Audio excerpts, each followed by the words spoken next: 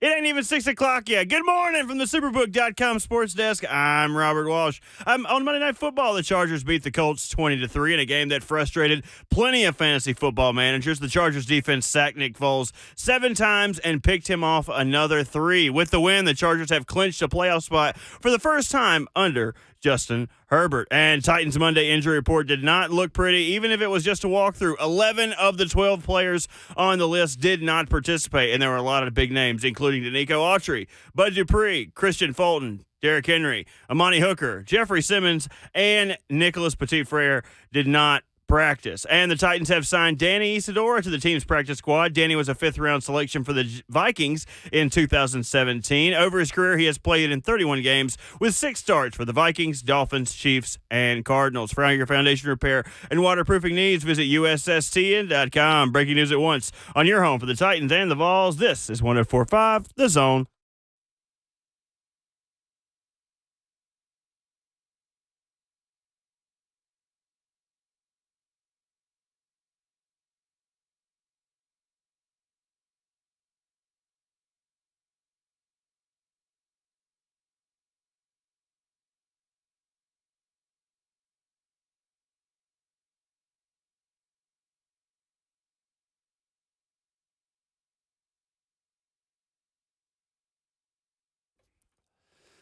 Off and running once again and ready to go on a short week for the Tennessee Titans. We are back on a Tuesday that feels a little bit like a Monday. On Ramon, Kayla, and Will, powered by All Four Seasons Garage Doors, with Ramon Foster and Kayla Anderson, made possible by the best substitute teacher in the world, Robert Walsh, making the show happen. I'm Will Bowling. 615-737-1045, our number, as we transition from one Texas NFL team to one that's a whole lot better coming to town on Thursday. Good morning. Morning. You ain't have to say that, Will. We wasn't ready for that already, were we? We speak truth for 4 hours a day on the radio. Or something like that. 4 hours started a little bit earlier this morning, so you have more time for us to be brutally honest with you. Okay, that's fair. Okay, all right. Well, since you put it that way, you're absolutely right, Will. There was no lie told this morning, man. Good morning to everybody, Kayla. Morning. How's everyone's Christmas holiday? It was good. It was good. It's too cold, but good. Yeah, it was for real cold. Well, what, were you going in sledding or something? No, just out and about. Yeah. Out and about. I told my boys, my youngest anyway, it's like, Miles, nah, not doing the outside thing, kid, because not trying to have you, because he sees snow on the ground, right? Nah, Will, let me explain, man. Kids see snow on the ground, what they think. Every opportunity is an opportunity for a snowman and a snowball fight. And sledding. This wasn't that this weekend, okay? Look, absolutely not. You didn't get all geared up in your snow gear. No, If you go down that hill, warmers. You weren't coming back up, is all I'm saying, okay? It was like that this weekend, man. I was just like, look, not trying to have anybody overly sick. I'm not trying to have you frostbitten outside from you digging into this ice that you think is snow. And then you coming inside crying because your hand are just burnt and just it gets so cold they start stinking. Chapped. Yeah, I was like, we ain't dealing with that. I was like, yeah, you can go outside for about 15, 20 minutes, kick it around for a little bit. I was like, bring it back in, kiddo. I was like, then he didn't. He had on cotton gloves, too. I was like, see? Prime example of how you end up in the hospital or crying in the house. Not doing that one, kids. So, yeah, you got a few minutes out He here. would have never survived where I'm from. My parents were Probably like, not. get the hell out of the house and go sledding. No, but We don't care. You had snow. This was like frozen ice, though, okay? This was like slushy this past weekend. Like a frozen one that you put in the freezer. It was nasty. So I'm with sorts you. of Any weather. other time? Oh, we out there having a blast. I'm sending a drone up so we can capture everybody. A drone? Yeah, man, I got This some is phenomenal. Ramon's house, remember? Yeah, that's right. Hey, I got some Humble phenomenal. So Henderson acts drone. like it. I got like 2 years old version of the drone. Don't do me like that, y'all. I see we're back to normal now. Yeah. Yeah. When We are we are. not back to normal? I mean, pettiness is at an all-time high right now. That's all I'm saying. Of course it is. What do you, Hey, nothing wrong with Oh, that. what do you think this is? Robert Walsh, good morning. What the hell's going on? What's up, Robert? I feel like snow is ruined now. Did you guys see this thing? I don't know who it was. Somebody important, like CDC, put out. You're not even supposed to eat the snow anymore because of all the microplastics in the No. environment. Where it's like the rule used to be the first snow gets all the yeah. bad stuff out, and then you can eat the snow. Now it's like, do not eat the snow. I've never heard of it. There are microplastics in the snow, and you will be a microplastic person. Do You're not, kidding.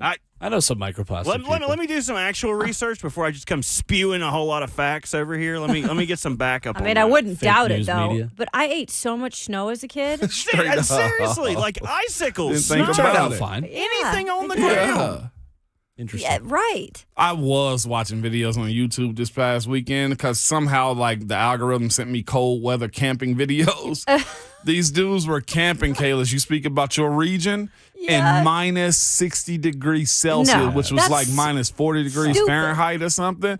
And this idiot took his son out there who was like 3 years old. They were in like No. an insulated tent. Okay, I give him that. But he's pulling the sled to the campsite. The kid has to stand out there while he's cleaning the campsite so that he can put the tent down, okay?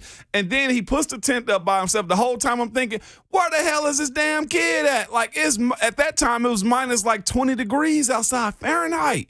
Like, this kid had on the snowsuit and I everything. don't care. You don't bring your kid out in that weather, Yeah. let alone yourself. Should not be in minus. What'd you say? It was minus 60 degrees Celsius. It was like minus Well, 40. why do you start with the is Celsius that? one? Well, because that's what they were doing. It was like it was seriously in Kayla's region, like right at the Canadian border and Yeah. stuff like that. So I think they might have been in Canada, but he just kept saying like minus 60 degrees Celsius, minus 40 degrees Fahrenheit. And it's programmed in me now, Will.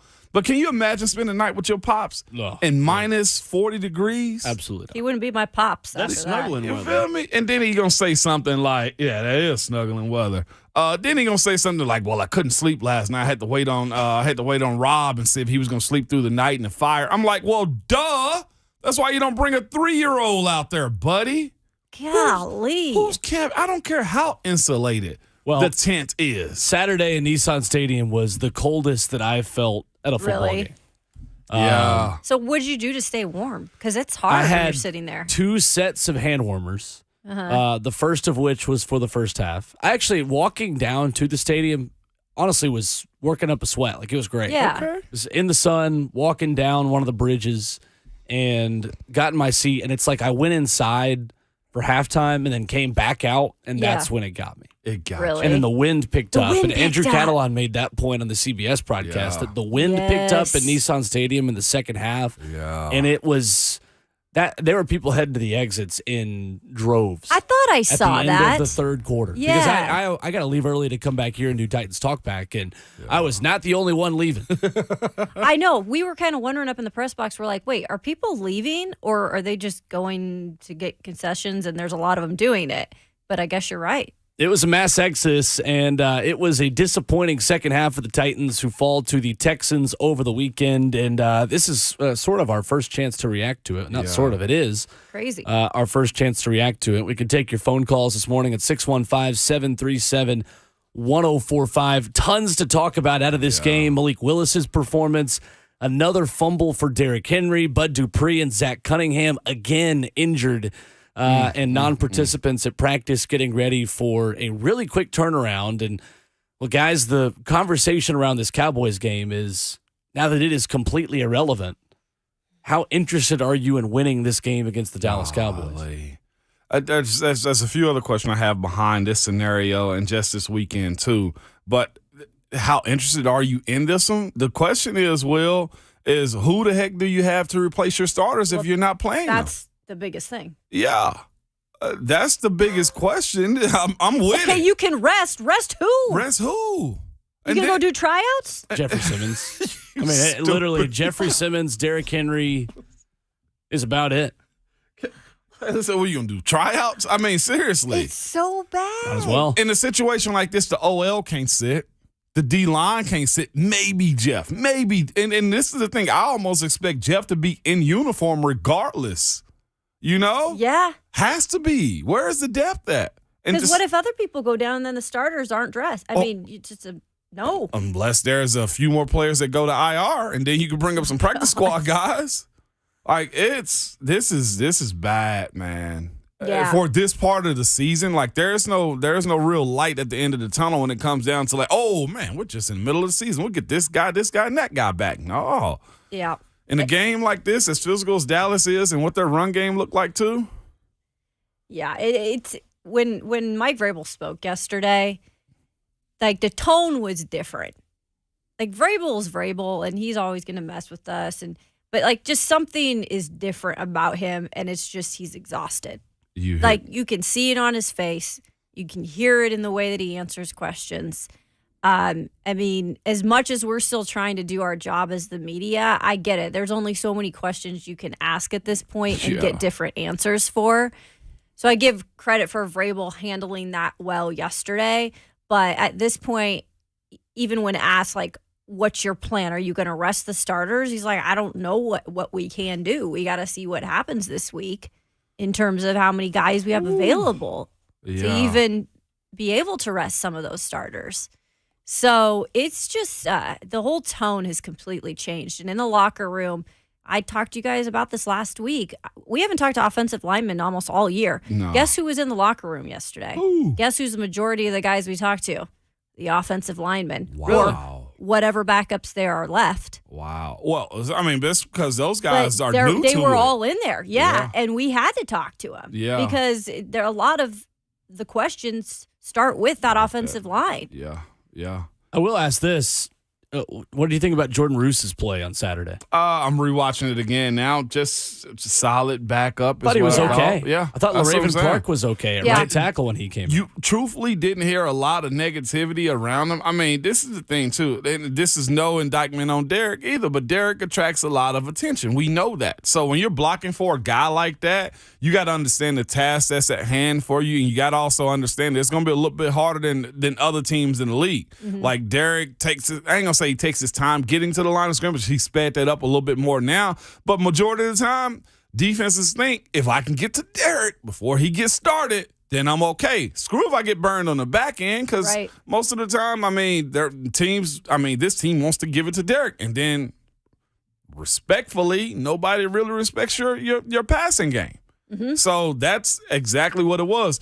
I saw some schemes in this game. I saw both Aaron Brewer and LaRaven both pulling on Derek's big play. On his touchdown. I was like, the gap scheme. Who said that about 3-4 weeks ago? I was like, man, they need more gap schemes. Like, we got to see Derek needs space to get started. Next thing you know, they're doing it. And you saw a little bit of that. They held up well enough for Malik being at quarterback for the most part.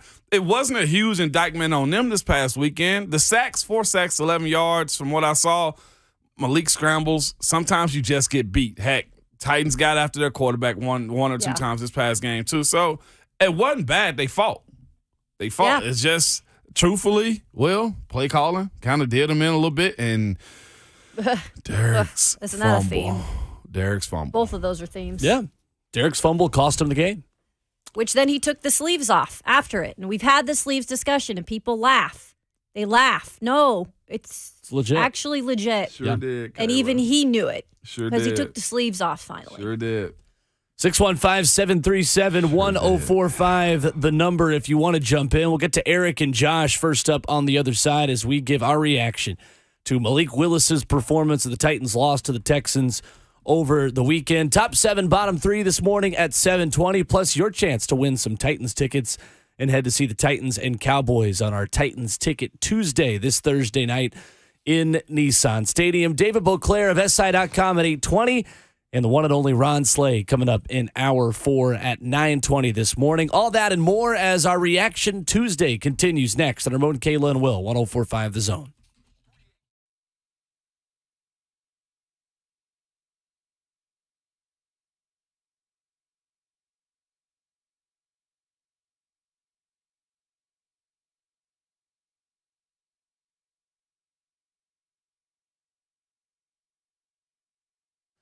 Hey, it's Will Bowling here from my friends at Elite Company, and you hear me say all the time that Elite Company is all you need, and that's because they do it all, whether it's heating and air conditioning, plumbing, and electrical. Right now with Elite Company, you could save $20 on any service call. That's HVAC, plumbing, or electrical. Make sure your heating system is ready for these cold winter nights and give them a call at 615-567-1000. Lee Company has nearly 80 years of experience. They're open 24/7 with 14 community locations.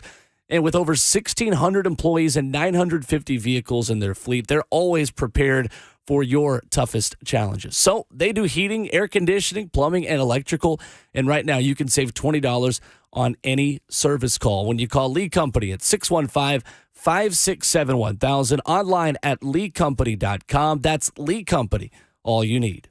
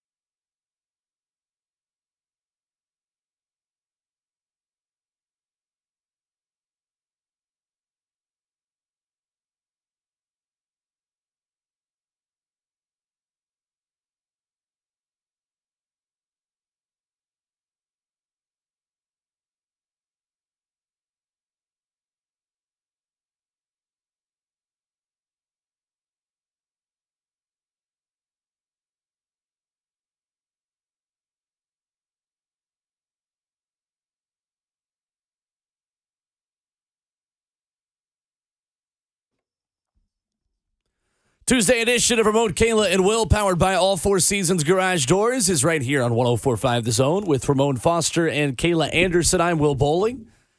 Back in person again in studio after a Zoom show to finish the week last week. Robert Walsh is still getting our praise and adoration for at least 4 more hours on making his way to the studio last week. Man, we're all here today. Props, Yeah, Bert. appreciate you, Bert. 615-737-1045, the number if you want to jump in as we grade Malik Willis's performance. And I want to ask you guys the question coming out of Saturday's loss to the Houston Texans. Mm-hmm. How much can we really learn about Malik Willis behind this offensive line with this group of wide receivers? Not a whole lot because, of course, talent, it covers up a lot of stuff, does it not? Yes, it does. I mean, from every team you can think of, why is Alabama so good? I think Saban's a hell of a coach, but what does he also get? Really good players, okay? Why is Jalen Hurts so good? Because he's got A.J., Devontae, a great defense, 2 running backs, an offensive line. I mean, Jalen Hurts is a good player too. Sure. But what also helps, Kayla? Players. Yeah. Deion Sanders going to Jackson State. They had never won like they had won before, but what Deion do? Hit the portal and become a guy that was a juggernaut in the SWAC. What did that do? Lead to him getting another job. What did Deion go do? He went and got players. What is he trying to do at Colorado? He wants players. What does Hyper wants? He wants players. What does you see? What it's Will, to your point. Players is what you need. And Malik don't have a whole lot of that surrounding him right now, despite these guys being pros. And that's what makes it so hard because we have talked about, these last 3 games now, 2 games in the regular season could be a sample for Malik Willis on what perhaps, they decide to do in the future. But I just don't know how much you can base that on. I mean, watching the game yesterday, we all kind of knew there weren't going to be that many bodies. But then watching the game on Thursday where we're predicting possibly them to sit a chunk of the starters, like what do you really expect to see out of Malik? Yeah. Right? Yeah. I mean, I just don't think you can judge using him as your starting quarterback next year on these final games. He's just not ready. Yeah, he's not ready, but how much do you trust his play calling? Yeah, you can surround a player and make him really good, but the play calling of it also is like, well, how much do you actually trust Malik to run through his progressions to make these plays and be smart about running? When he did get outside the box, I will say this too. Houston closed on him really fast. Not saying that he's a slow guy because I doubt he's slow. It's not for me to be calling anybody slow for that matter. But I'd say this, that speed isn't what it was in college. And maybe he's a better pocket passer than he is runner anyway, but they closed on Malik pretty good. Yeah. And Mike Vrabel said yesterday when asked about what Malik needs to improve on, he just said being quicker with progression, not holding on, not waiting things out, quote, is what he said. Not waiting. And, of course, that comes through reps and time and being in a position of being able to make plays, too. And he didn't have a whole lot of it this weekend. But what do I feel about Malik, though, Will? Is that what you're asking? Me personally, I think unless he has a group of people that's going to surround him, this is just what his ceiling's going to be so far. He's yet to actually show the talent of throwing down the field. And, yes, there are certain players that aren't in and wasn't in the first time he got his starts and plays. But you see a bunch of stuff to where he's looking down and not actually down the field, or the clock goes off really quick on him when it comes down to making progressions. Or maybe it is a little bit of time. Me personally, I see him as the guy that's probably going to be waiting on the next guy. 615-737-1045, the number if you want to jump in. We go to the phones where Eric in Nashville leads us off this morning. What's going on, Eric? Hey, guys. I hope everybody had a Merry Christmas, guys. And I hope y'all be patient with me because this Saturday was one of the wildest Saturdays I can ever remember because it may take me a minute to get through everything I went through to get to the game and just everything that happened. So, first of all, of course, I live about 4 miles from the stadium. I had to walk down 9 flights of stairs. I had, of course, procedures on both my hips, so I was okay to do it, but because of the rolling blackouts and everything. So I get to the stadium, catch the bus, and I got to do that for free, by the way. But then by the time I get to stadium, get to my seat, find out the game has been pushed back an hour because of the rolling blackouts and everything. But I was bundled up. I own a heavy coat with hat, scarf, gloves. I had on a hoodie underneath that. I had a long sleeve shirt underneath that, long johns underneath that. I had on 2 pairs of socks, my Titans blue-white socks and thermal socks over that. Other than them being a little bit numb and cold, I was pretty much fine because I was really covered up. And I stayed to the game until the Malik Willis first interception with about a little over 2 minutes, under 2 minutes to go in the ball game. It was frustrating to have drives killed, and I talked to you about that, Will, with the penalties, eliminated big Derrick Henry run, and then the Malik Willis pass, but also the fact Zach Cunningham interception was dropped, and also the fumble of the ball that the Texas had the end zone. We couldn't recover that. It's just little things like that just hurt us. But then, of course, I get home and find all the controversy about and I'm sure you want to get into it more, stuff about the rolling blackouts, push back the game. I heard some people say, well, we should have canceled the game, moved it to tomorrow, or moved it to Monday night. And then I'm sitting there saying, well, you can't do that. You got a Thursday night game and then a college football game on the Saturday. You got 3 games in that stadium within the week. So all these people talk about COVID, you could have moved the game. That was just not possible. I just could not believe I was hearing some people say, well, you should either cancel the game or move the game to like Sunday or Monday. That was not going to happen due to the fact that you got 3 games in that stadium in a week. I just thought that was so hilarious. I heard some of that. It just wanted to get your thoughts on that, guys. Guys, y'all take care and we'll talk again soon. Thanks, Eric. Be safe, man. Appreciate the call. Yeah, I mean, I don't really know if there's a whole lot to break down about it. I mean, it happened and game moved on. I was kind of shocked that they did push it back. The rollouts this weekend was pretty wild, man. I hope everybody's getting power, half power again. I will say that, man. I'm sympathetic to that. There's a lot of people that were dealing with that stuff. I think people were questioning the Titan Stadium was kept on that night, and people were wondering what was going on. Like, we're talking about these rolling blackouts, and the stadium was on, and they had actual pipes burst in the stadium they ended up having to fix all night. Yeah, it was kind of like not even close to what Bridgestone Arena experienced earlier on this season, because that was absolutely crazy. But it was like there was water all down there. I mean, it's a mess. It was a mess for everyone. Yeah, I over saw the weekend. A bunch of people I knew had their pipes freeze over this weekend. I don't think I know anybody personally that had them burst, but yeah, that was this weekend was challenging for a lot of folks, man. Very much so, because it hit so quick too. At Ramon Kayla Will on Twitter is where you can chime in, and we ask the question, how much can we really learn about Malik Willis behind this offensive line? 3HL's Brent Doherty hanging out with us this morning and retweets it saying, should Josh Dobbs get run Thursday? In a word, no, in my opinion. Should Josh Dobbs get it? Josh don't really, he know about as much as the offense as Malik does, or it's going to be very simplistic on how they approach this, man.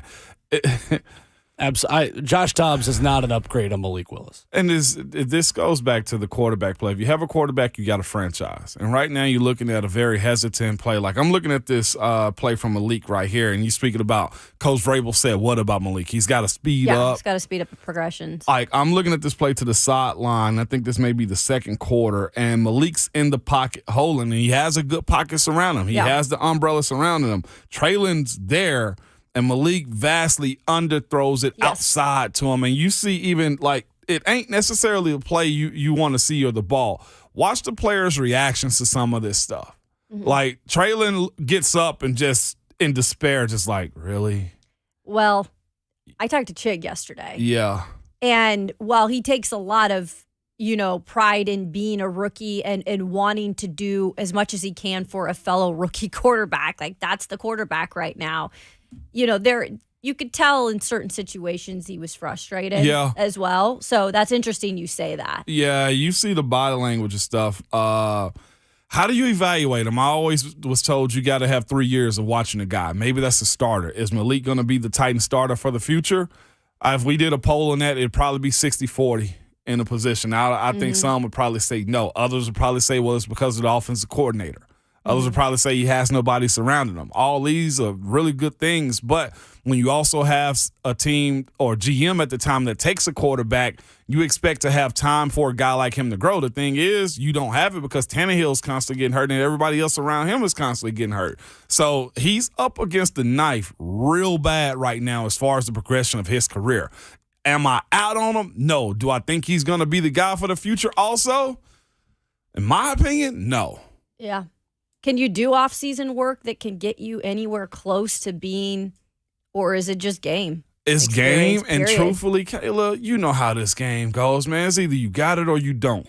And that's the biggest thing to me. And sometimes at that position specifically, you either got it or you don't. But how about like a guy like Trey Lance and Trey Lance, well, he's also got an offense that can cater to him, and you like some of the things that he has. Like, he's got a defense. He's got offensive weapons. He's got an offensive line also, so you can kind of mask. So he doesn't need to actually do as much right now if he were – I mean, he's injured, obviously, but if he were to be starting this year. Exactly. I mean, that's the same reason they look so good with Purdy right now. Yeah. I mean, and people like to drop that, he's a system quarterback. Hey, quick pro tip, a lot of people are system quarterbacks. It's just somebody on our YouTube stream tried to compare that and say, well, you haven't seen Josh Dobbs play. You know, maybe it's like Purdy in San Francisco. Show me where Deebo Samuel, George Kittle, and Christian McCaffrey are in that Titans offense. That's the thing. You don't have any of that. No. You don't even have A.J. Brown. No. So does this give more understanding? I hate to beat a dead dog here, or dead horse, whatever you want to call it. But does this give more understanding why Amy Adams Strunk said, you know what, John, time to roll? Yeah, but now Todd's still there. Well, that's why they call it Black Monday. Eventually, we're going to get to that point. You know, Vrabel probably looks at that as like, my coaches stay my coaches. Whatever you do in the front office, hey, that don't affect us day to day. I think changing the offensive coordinator, firing the offensive coordinator changes the day to day. I even look at Denver's situation and the Colts both. You get rid of the head man, that's one thing. Somebody moves down and takes over the day to day. That's management. But as far as like play calling and crafting up game plans, however good or bad they may be, that right there is a little bit more fragile, I think, than firing a head coach and a GM. I just think that because you have more of a day-to-day with the players, which is why I don't think Ty Down is going to be fired, probably not until week 18. Right. If you go to Josh Dobbs, you are taking away your opportunities to learn what you have in Malik Willis. You just can't do it. Yeah. Yeah. If you're going to Josh Dobbs, something really bad has happened with your offense, and either an injury or you're in a blowout and you're trying something else. Which at this point, I feel like that's what they were thinking about when they brought in Josh. At this rate, the way we're losing, I mean, I hate to say that, but you guys, it's truth. Yeah. It was 3 more players on Saturday. Yeah. Yeah. 615-737-1045, the number this morning. Josh is in Springfield, up next with us on the phone lines. Hey, Josh. Morning, Josh. Morning. Hope everybody had a Merry Christmas. You too, Josh. So my question, and I know Todd Downing is a Mike Vrabel guy, so he's got some allegiance to him, and we might not see the firing until later than we want. What about the strength and conditioning coach? Is that a Mike Vrabel guy? And how much responsibility does he have on the mass amount of injuries we've had over the past 2 seasons, which seems to be the top of the league, if not right up there? I'll hang up and listen. Thank y'all. Thanks, Josh. Yeah, Thanks, thank you. Josh. They're up to 82 players used. Yep. I believe. Yeah, jeez.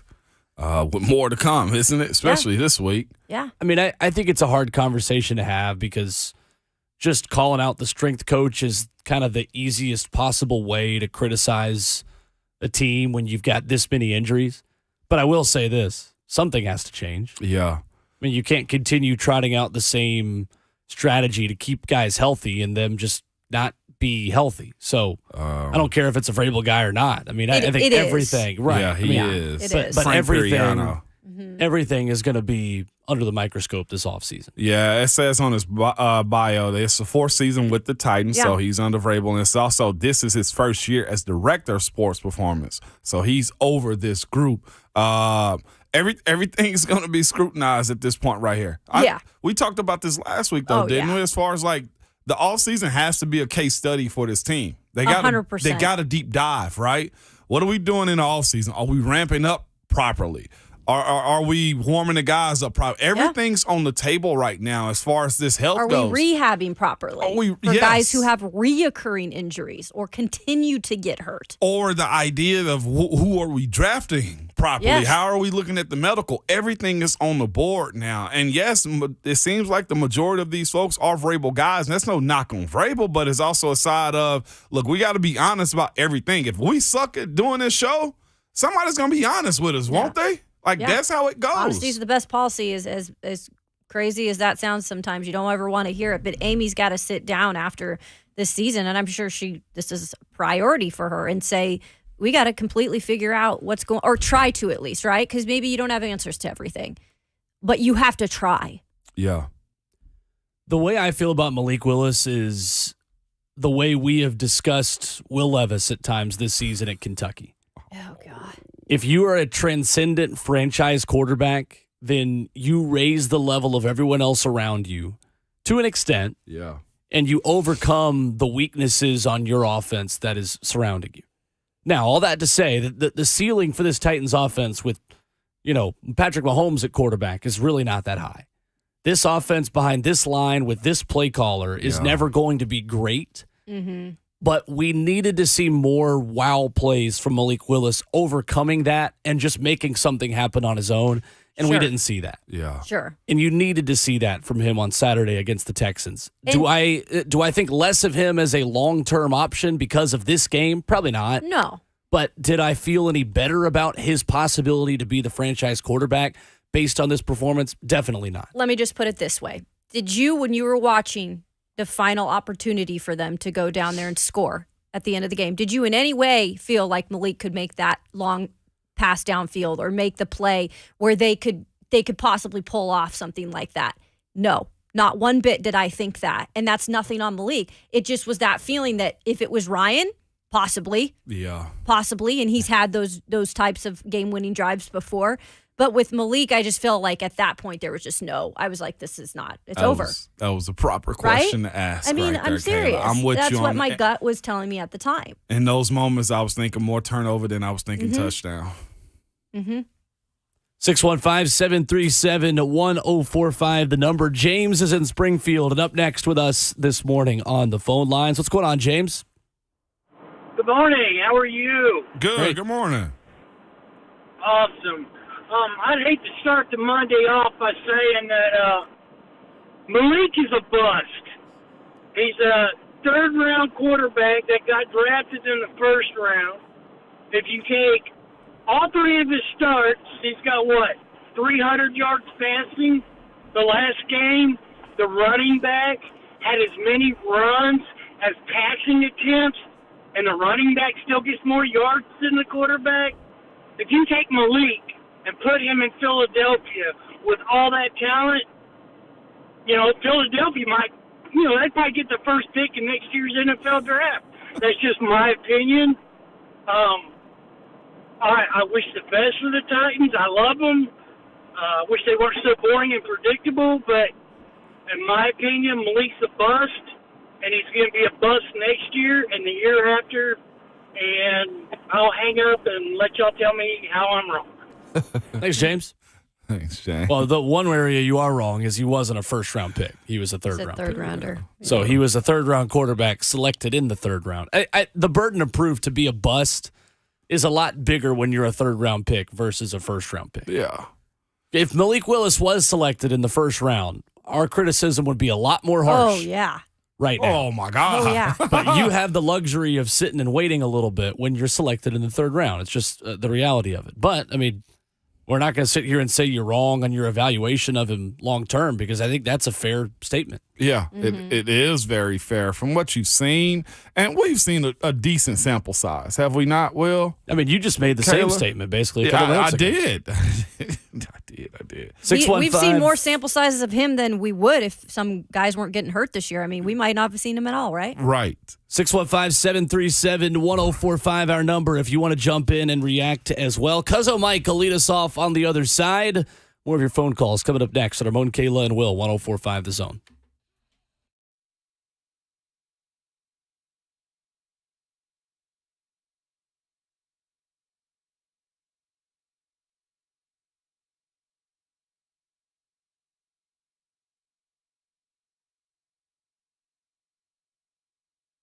Change is coming and you need to be prepared. Hey, this is Ramon Foster. Did you know that new regulations are coming soon that could increase the price of replacing your older HVAC system by over 20%?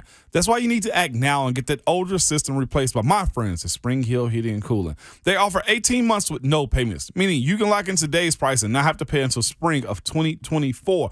or you can get up to $1,500 off a new HVAC system. Now, Spring Hill Heating and Cooling is always backed by 10-year parts and labor warranties on York products, and that's because Spring Hill Heating and Cooling is also a York certified comfort expert company. And if you need repair work, they offer free service calls with their repairs, plus low monthly payments on those repairs if you need them. They are the heating and cooling company that can take care of all of your HVAC needs. Spring Hill Heating and Cooling, available anytime at springhillac.com.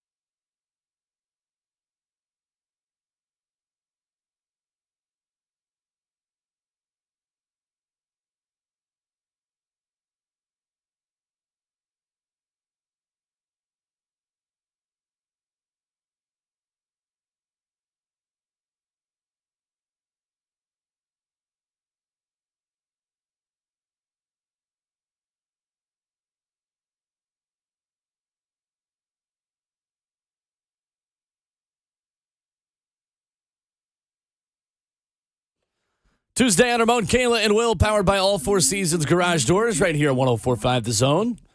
Ramon Foster, Kayla Anderson, and Will Bowling with you on the phone lines at 615-737-1045. Where we've got people lined up ready to talk Titans and Texans, talk Malik Willis. And we go back to the phones to Cuzzo Mike in Cleveland up next on the show. Good morning, Mike. Good morning, Mike.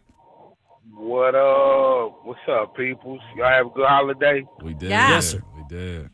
That's what's up. Good. Yo, hey, Mon, you remember I was like bragging to you about the house I got? Yeah. You know what I'm saying? Yeah. Hey, yo, dog. So this the part I didn't tell you. I moved right down the street from the lake, which is all good during the the summer months. Yo, bruh, that wind, negative 25 degrees. You ever seen a black man turn red and chapped? Okay, hey man, for real. It was horrible, dog. That was my weekend. But okay, let me get into it, man. Hey, but so check it out. The thing with Malik, y'all touched on it earlier. One, I don't think Vrabel want him. Like, the way Vrabel, after he messes up, after he holds the ball too long and, scrambles around, gets sacked or whatever it might be, if they pan over to Vrabel and, sometimes he go up to Malik and they show him just walking away from him, just like, it don't look like – it ain't never – to me, it ain't never looked like Vrabel was comfortable with this roster. And also, Vrabel ain't never had anything good to say about him, really. And then look what happened with Farley. When Farley came in, Vrabel didn't have nothing too good to say about him. And when was the last time we seen Farley? You did? Mm-hmm. So I'm just looking at it like, yeah, Malik is not the future. I'm not going to say Malik is a bust, but Malik did not come to the franchise that was best for him. And this franchise did not get the best quarterback that's good for them, because we've seen this show before.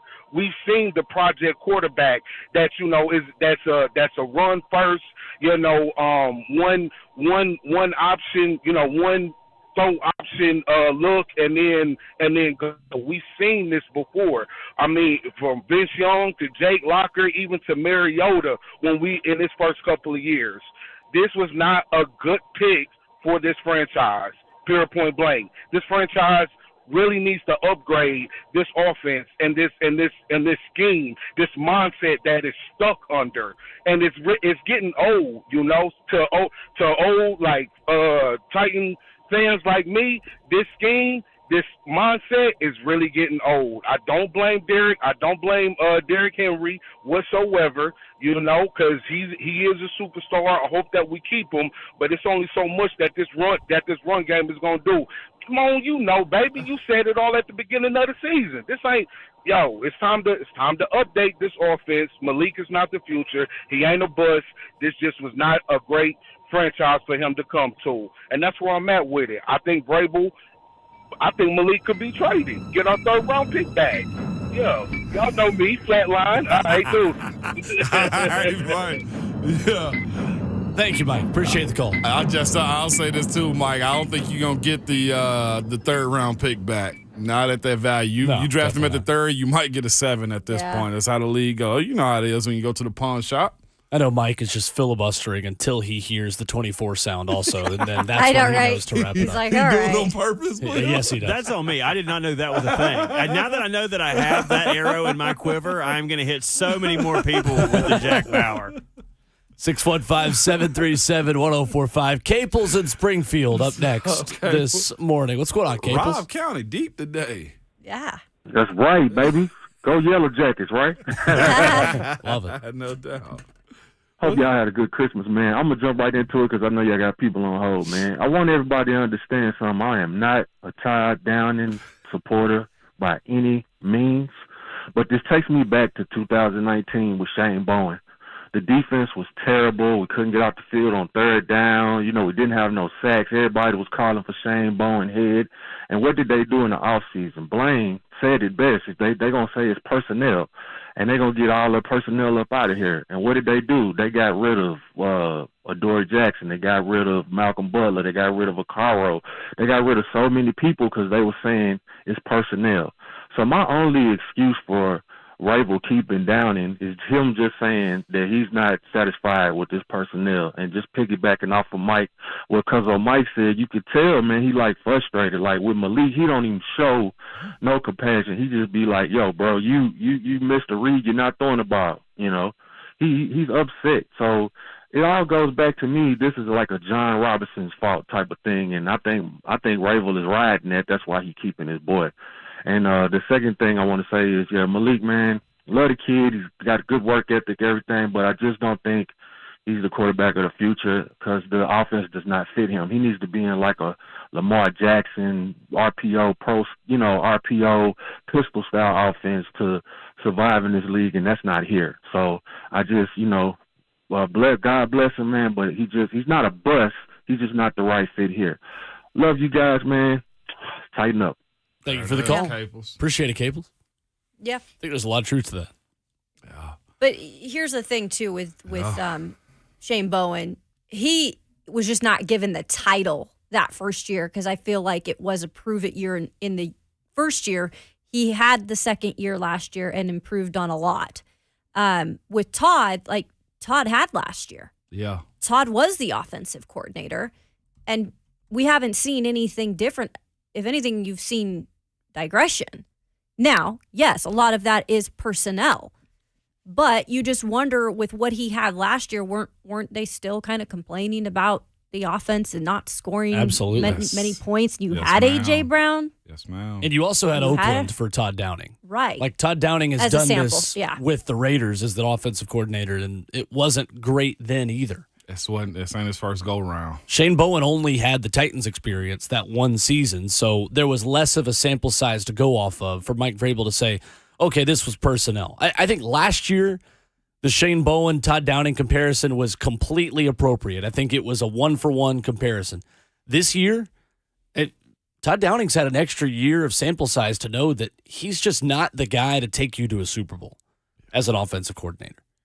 And that's the only question that matters, right? Mm-hmm. Ask yourself the question, is Todd Downing an offensive coordinator that could win the Titans a Super Bowl? I don't think anybody's answering yes to that question based on what we've seen so far. So Shane Bowen's got a lot of credit. Some credit. I ain't going to say a lot, too. We'll get into that. I know we're up against the break, Will. 615-737-1045 is the number. Michael in Clarksville will lead us off coming up next. More of your phone calls and what Mike Vrabel had to say about Ryan Tannehill's status over the weekend and what Ian Rappaport of NFL.com reported as well. Some interesting info coming out of those reports. That's next on Ramon Kayla and Will, 104.5 The Zone.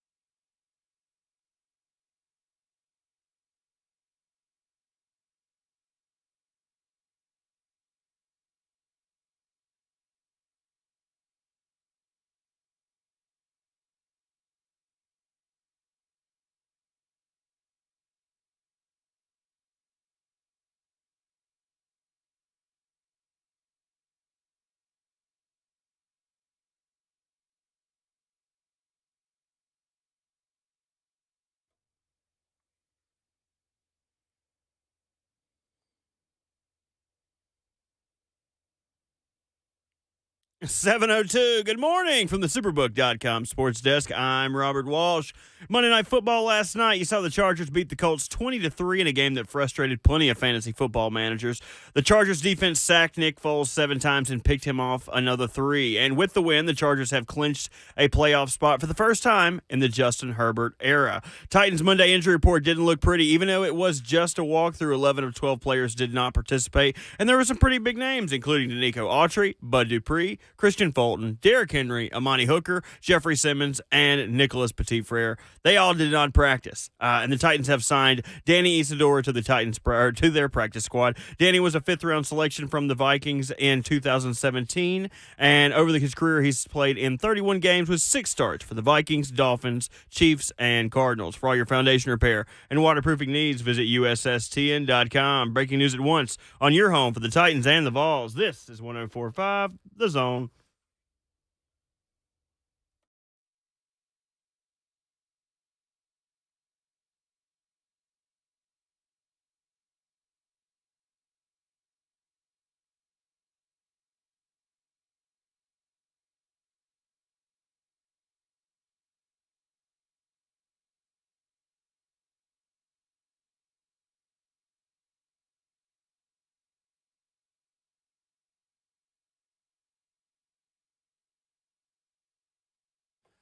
And the show goes on into hour number 2 on Ramon Kayla and Will, powered by All Four Seasons Garage Doors.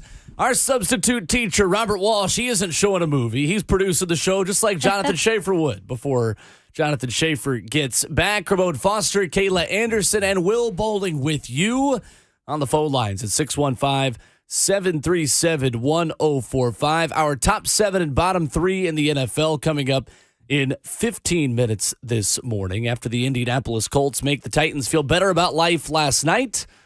And Nick Foles threw a couple of interceptions, and I think has thrown another interception since this show started this morning. I think so. That was those first 3 drives. I'm like, this is madness. I was like pounding my head against my pillow. Like, why am I even staying up for this? You know what? My phone saved me, or Twitter saved me last night because I was about to tweet out something, and I actually typed it up, sent it to the drafts. I say, you know what? That means I shouldn't send that out. Yeah. But it was me just saying, this is a horrendous game. Yeah. I just needed to say that for the world. You know what? Everybody knew it, Kayla. So there was no need for the tweet to go out. 615-737-1045. Lots of your phone calls this morning, and we continue with your reaction to the Titans' loss to the Texans. Michael in Clarksville up next with us this morning. Good morning, Michael. RKW, what's good? What's up? Good morning. Man, y'all got it, man. Y'all have a good holidays. Absolutely. Yeah. It was good. It was solid. Man, me too, man. Had that deep fried turkey going on.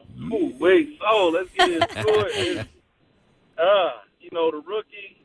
Well, first of all, we all said, you remember when everybody was like Jalen Hurts was a bust, and then Philadelphia went out and did what they needed to do. Now they're one of the top teams in the NFL. It's amazing when you surround a guy with weapons with what he can do. It's true. You know, with Malik, not saying that he's a bust, but at the end of the day, he just walked into a messed up situation with a banged up team, and it is what it is. But I always say, give a guy a true chance, right? Mm-hmm. And that comes with drafting. We've missed on draft picks for the last 3 years, maybe. So it's like it's caught up with us. You know, I go back to the Kansas City game where what I kept saying, I called and I said, how long can we sustain this? And I got chewed out. Well, here we go. Yep. How long can we sustain it? It's done. You know, at the end of the day, we've missed. It was last year. And I told a lot of people that I said, if we don't win the Super Bowl, it was last year when we had the number 1 seed, you might as well revamp this team. And that's what's happening. You know, so at the end of the day, you have Tannehill, who I feel like he's reached the ceiling. He do what he can, and it is what it is. But if we're going to ride with this guy, then your next 2 years of draft picks you can't miss. In order for us to get back to the AFC Championships, you can't miss. And if Malik is not the guy, and I always said, I say he might be our fall guy. So if you don't want to re-sign Tannehill, you're just pretty much putting Malik in and getting draft picks, and you're building this team up like Kansas City did, Buffalo did, Cincinnati, and then you go get your quarterback of the future. So it is what it is. So either A,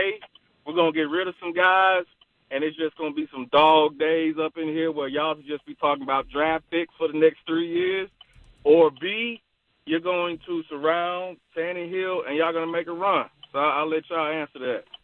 Appreciate the call, Michael. And Mike Janini, a Spot Track, actually put out the current draft order this morning, by the way. Crazy. Titans are at 13. That is nuts, you guys. There's I think so it was, many. 22, 23 originally? Yeah. There's so many 7 and 8 teams.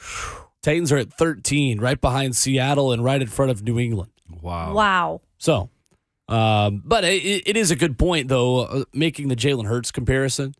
Mm-hmm. That in order for a young quarterback like this, and I think specifically a more athletic, not run-first quarterback, because I wouldn't say Malik Willis is a run-first quarterback. I don't think but he is either, right? he came from such a scheme that was so opposite of what the Titans want to do that in order for him to be successful, you have to make the decision now, guys, that the offense goes from being built around your best player to being built around a rookie quarterback that might not even be the guy down the road. So I've kind of said this before since I've been covering this team. Most quarterbacks, when everybody was down on Tannehill, I've been saying, I play with a quarterback that always went to the front office. I need more weapons. I need more weapons. I need more weapons. That's what Ben did? Always. Like whether he said it in the media, whether he said it to them, I need more weapons. You think, why do you need more weapons? You got all the wide receivers and running backs you can have. Well, this is why. And I remember saying this, and it was like, well, we got Derek. And I'm like, there's only so much Derek can do. You got to have a receiver. You had AJ, but you need another guy. Got rid of Corey. You need another guy. And then you need another tight end. And then you need a blocking tight end. Then you need an athletic, a hybrid tight end. Like, those were the things that you always got to go after, especially offensively with the way this league is constructed. Most time defensively, who's the doctor that had a really good game this past week? Dr. Jack Gibbons. Dr. Jack Gibbons. Defense is a little bit more controlled chaos, or it's more chaotic than offensively. Offensively, you look at these picks that John Robinson has made as of late, you say to yourself, yeah, it's a flaw in that one. I see a flaw in that one. That's a flaw. And then, and even when he's missing on his defensive guys too, like Caleb, like we ain't even talking about him. And I know he's on IR, but he's supposed to be a focal point of this defense by year. What is this? Year 3, 2 for Caleb him? Farley? Yeah. He was drafted in 2020. This is year 3, 20, 21, 22. This is 3. Yeah, because he was hurt last year. That's right. This is 3 years in. Well, and that was everybody was saying don't pick him. I mean, that just because of the injuries, and they had already kind of seen some issues with Simmons the year before. Year 2 for Farley. He's drafted in 21. He was drafted in 21. Isaiah Wilson was 20. Excuse me. Everybody had seen the stuff with Isaiah Wilson. We're like, we can't take a chance in the first round to do anything, even with the guy with injuries. Can't do it. And then he did it. Boy. 615-737-1045. William is in Las Vegas calling in with us this morning. What's going on, William? Good. How y'all doing? Good. Good. I just think it's a philosophy issue. I think the Vrabel's too old school and too prideful to adapt and to change. So I think they should just throw in the towel and just go for Sean Payton. Okay. And I bet Sean Payton can make Tannehill and or Malik Willis into a Pro Bowlers in the next 2 years. So fair I think point. they're just too old school, and you can see he Vrabel's hanging on to Todd Downing because he just likes to run the ball. He's got Derrick Henry, and that's all he thinks he needs. So that's all I got. Thank you, William. You got this one, Will? Yeah, because Will's been building up for the Sean Payton comments. You Go can see ahead, him Will. boiling over there. Not only is Mike Vrabel's seat not hot, like it's as cold as outside is in Nashville, Tennessee. Yeah. Granted, Mike Vrabel deserves to be held accountable for a lot of the shortcomings of this team. Yep. Because when you lose 5 games in a row, you can't just blame it on one person or one player or a couple things. Everybody shares the blame when you lose 5 games in a row in the National Football League. This is facts. So Mike Vrabel deserves some of the blame for where the Titans are right now. Do you really think Sean Payton, who is on the street for a reason right now, is going to be any better? Absolutely not.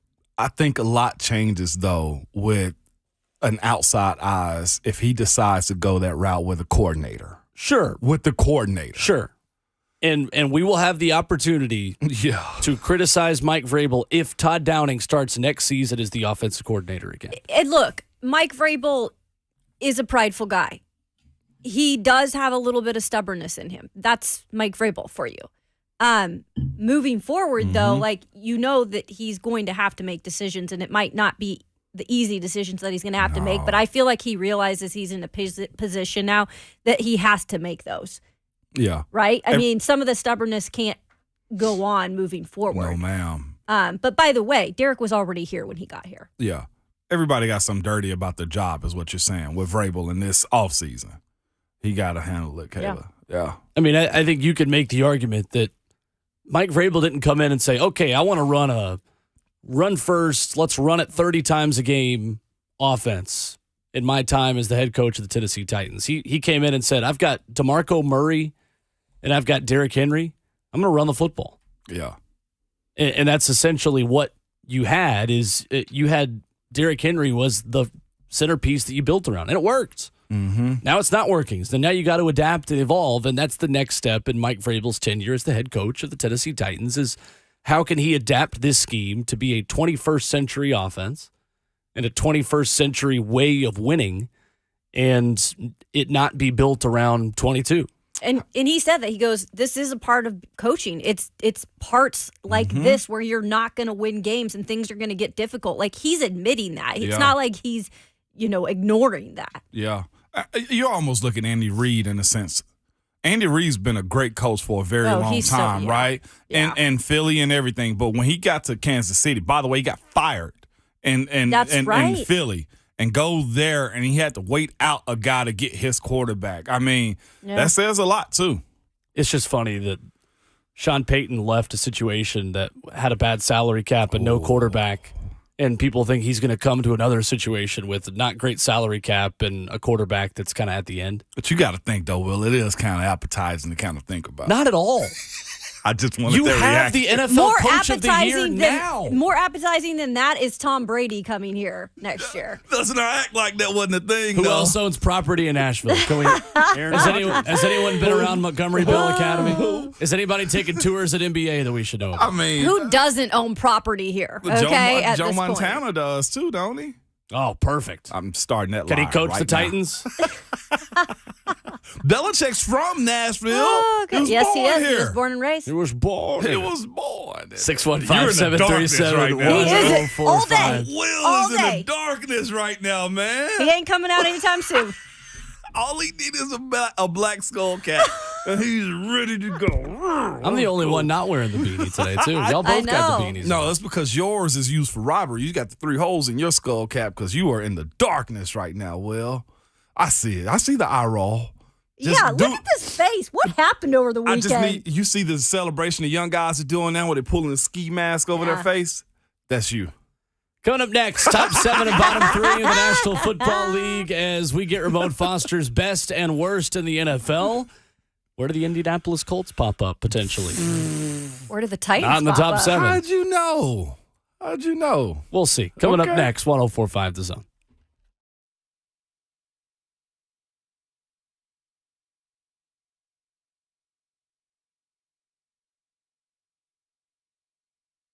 In-stock inventory is back at Two Rivers Ford. The truckloads of vehicles we've been waiting for all year have made it past all the supply chains kinks and onto Two Rivers Ford lot. Finally, I'm talking about F-150s, Explorers, Edges, Escapes. I even saw a cherry red Mustang on their website, by the way. Two Rivers Ford has all of them in every color with a variety of trim levels and options. And don't forget, Two Rivers Ford sells all non-specialty new Fords below MSRP, so you're going to get a great price.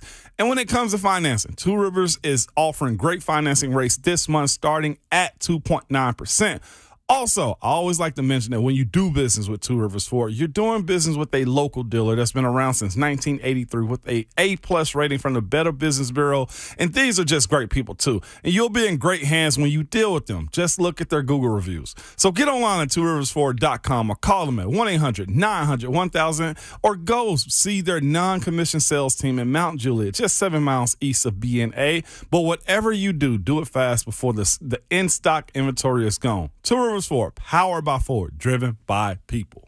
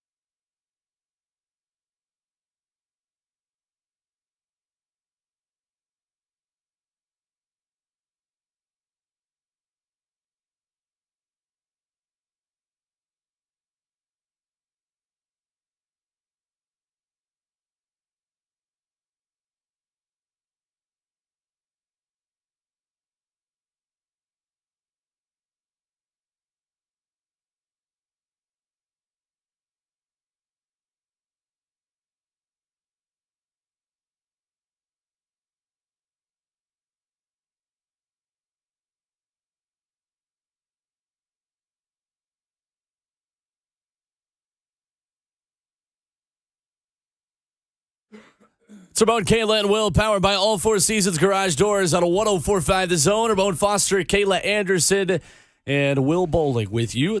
On the phone lines at 615-737-1045. And before we get to top 7 and bottom 3 of the NFL after the weekend, an interesting report from Ian Rappaport of NFL Network and NFL.com over the weekend that we've got to discuss. Plus your chance to head to Nissan Stadium on Thursday Night Football coming up in about 10 minutes, 615-737-1045 if you want to jump in. And we will have our contest officially starting in a couple of minutes to go see the Titans and the Cowboys on Thursday. We've got tickets for you coming up here in just a few.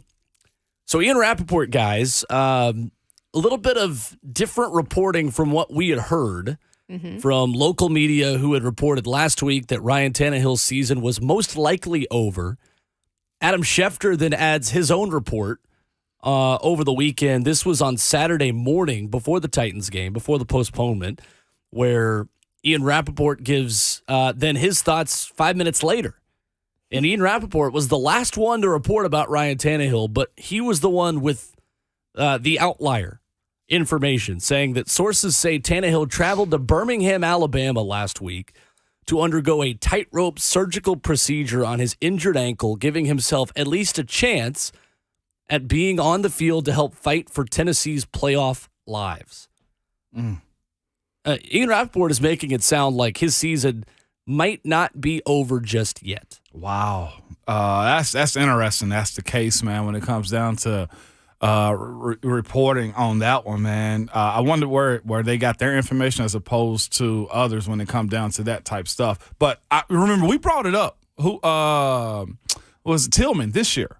Yeah. 4 weeks, and he was back in, remember, when it came down to him having a tightrope surgery done. And they had the luxury of kind of resting him more. Yes, they did. Because I think there was a bye week maybe in there, and then a game against the non-conference. Sure was. Opponent. And then was it homecoming, I think, too? Something been. in between. Yes, Yeah. You're right. It was some lesser opponents that they were playing also. Yeah. Tannehill position is not like he has to pivot the way Tillman does. So that could possibly mean we can get you in the pocket a little bit early. You got to be careful.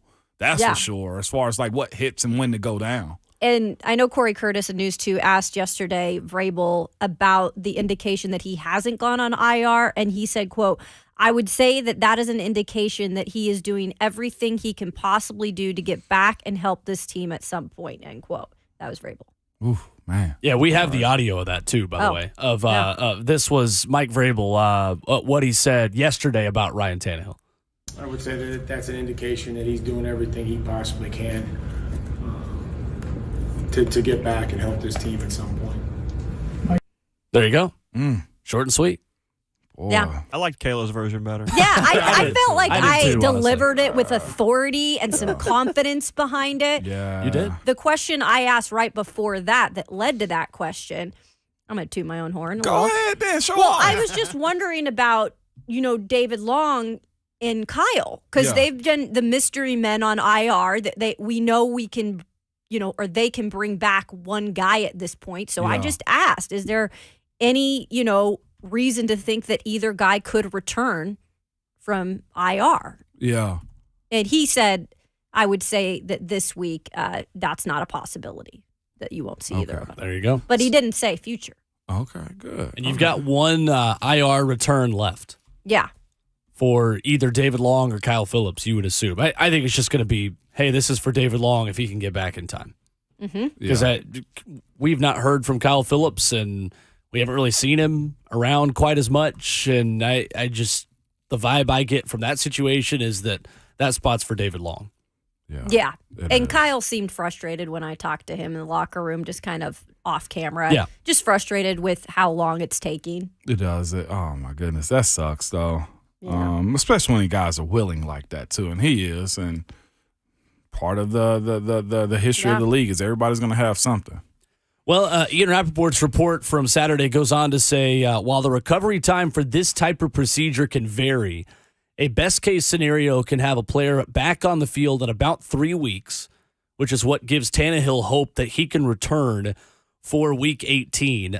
Birmingham, Alabama, where he went, Rappaport reporting that He was at the Andrews Sports Medicine and Orthopedic Center where Dr. Norman Waldrop, the foot and ankle specialist who is one of the nation's experts on this procedure, operated on his high ankle sprain. So, of course, Mike Vrabel a couple of times has answered and has said just out this week when he's been asked about his quarterback, but we'll see.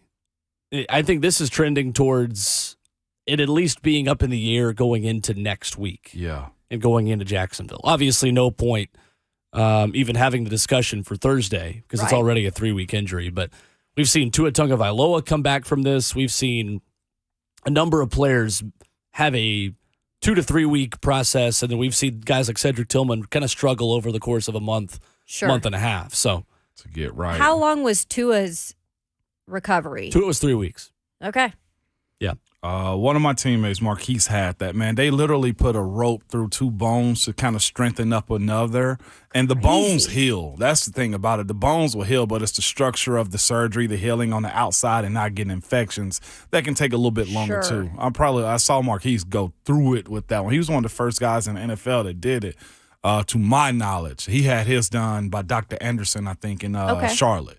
He's a big-time foot specialist. Will you possibly need as a player somebody who has a surgery more in the future, or is this a one-time thing? It should be a one-time thing, especially when the bone heals up. The thing is, I saw Marquise overly tape that ankle just as because you're in the trenches like that and everybody's around your feet, but it's supposed to make it stronger. Like Tillman shouldn't have an issue from it. It literally is like a suspension bridge. Yeah.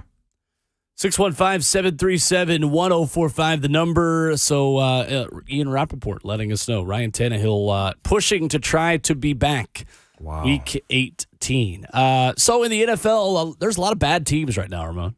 It is, and dog. You've got 3 of them to choose from for your bottom 3. You want to know my bottom 3, don't you, Will? I would love to know your bottom 3. All right, there we go. Here we go. My bottom 3. Oh, boy. They stink. That's why I was sniffing like that. They stink. Number 30, Indy has made it into the conversation. Wow. Yeah, rightfully so. I honestly thought you were going to have them last. No, well, this one team in particular still, even though they won, they still not moving up like that, okay?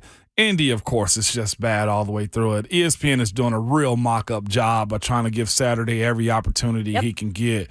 And I don't blame them. That's their partner. They want to see him be good and all those types of cushy things that you got to deal with. But Indy's just bad. I'm looking at the outfit of what their team is. They can't make plays. They've gone through 4 quarterbacks, I think, this year. Each guy's supposed to be the next great thing. Foles last night was supposed to go down the field. Soon as they say that, he threw an interception. So it's just bad. Highest paid offensive line. I would hate to have that title.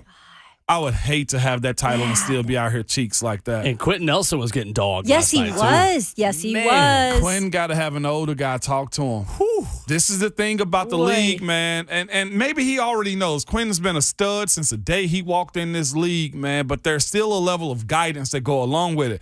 Kayla, you know what happens when all the media outlets and social media outlets and everybody tweet about how great you are, and then you get the big payday? Goes big. Heads get big, and then there's this circle thing that has a dot in the middle. They call it a bullseye. Yep.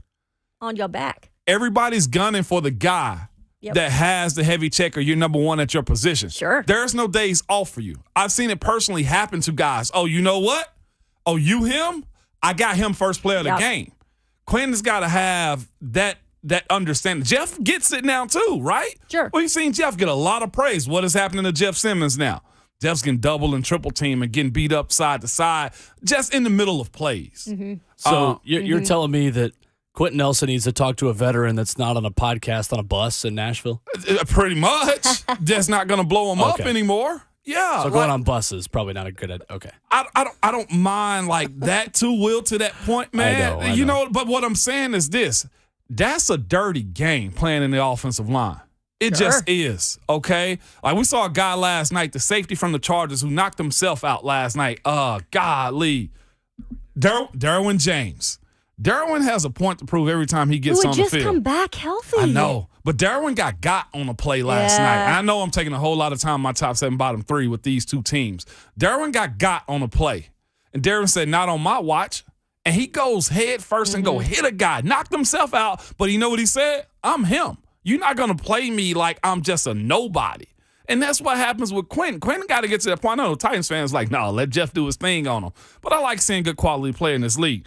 Chicago, 31st in this league, of course. Not much there from them. They're about as bad as anybody goes. And Houston still, even though they got the dub, it was an ugly dub, and they hadn't done much in all. Are they 2-12-1? Yeah, you're at the bottom of the league for that one. Making their way back into the top 7, Minnesota. Interesting. Minnesota, man, put together a good game this weekend. I thought that 63-yarder. Yeah. Did y'all see it? Yeah. They could have easily went into overtime and said, no, let's end it right now. Yep. 63 yards in a game. Minnesota, a team that is infamous for kicker issues, doesn't have kicker issues right now. No, not at all. That is crazy. 61. It's like a mile long. Yeah. On the football field. I know it's not a mile long. Y'all know what I'm getting at. Yeah. That's impressive. I don't care what anybody says about kickers. Sure. I'm talking about hands down. Number 6 on my list, Dallas. Yep. Dallas, they could possibly be higher, but I had other teams ranked ahead of them. They actually moved down from they're the same spot from last week. Chargers got bumped out, even though they clinched this past weekend. Last night. Dallas is number 6 on my list. They're solid. You see them this weekend. We'll see how real they are. They got the opportunity to sit guys this weekend. You didn't give them credit for beating Philly. No, because it was Minshew. Yeah, it was Minshew. Minshew played decent. Minshew still played a good game. Yeah, he did. Why? Because he had a whole lot of talent around him, right? Yeah. Okay. All right. And he's a viable backup, in my opinion. I think so, too. It's not like he's a throwaway. The thing with Minshew is this. If Minshew get hot, he can overshadow your starter if you don't have a strong starter. That's his issue. He's good, but he might be too good when it comes down to the chemistry of the quarterback room at times. I like him, though. Number 5 on this list, tough, hard-nosed team. This is the offense I'd love to see the Titans adapt. San Francisco. Yeah. I'd love to see it. I'm talking about just dog after dog after dog after playmaker. I'm just thinking to myself, that's fun to watch. The same way we as Vols fans was like, dog, just give us something fun to watch on Saturdays. That's how I feel looking at the San Francisco 49ers. They get a player go down, Debo goes down, got another guy making plays downfield for him. They're number 5 on my list. Cincy, holding steady at number 4.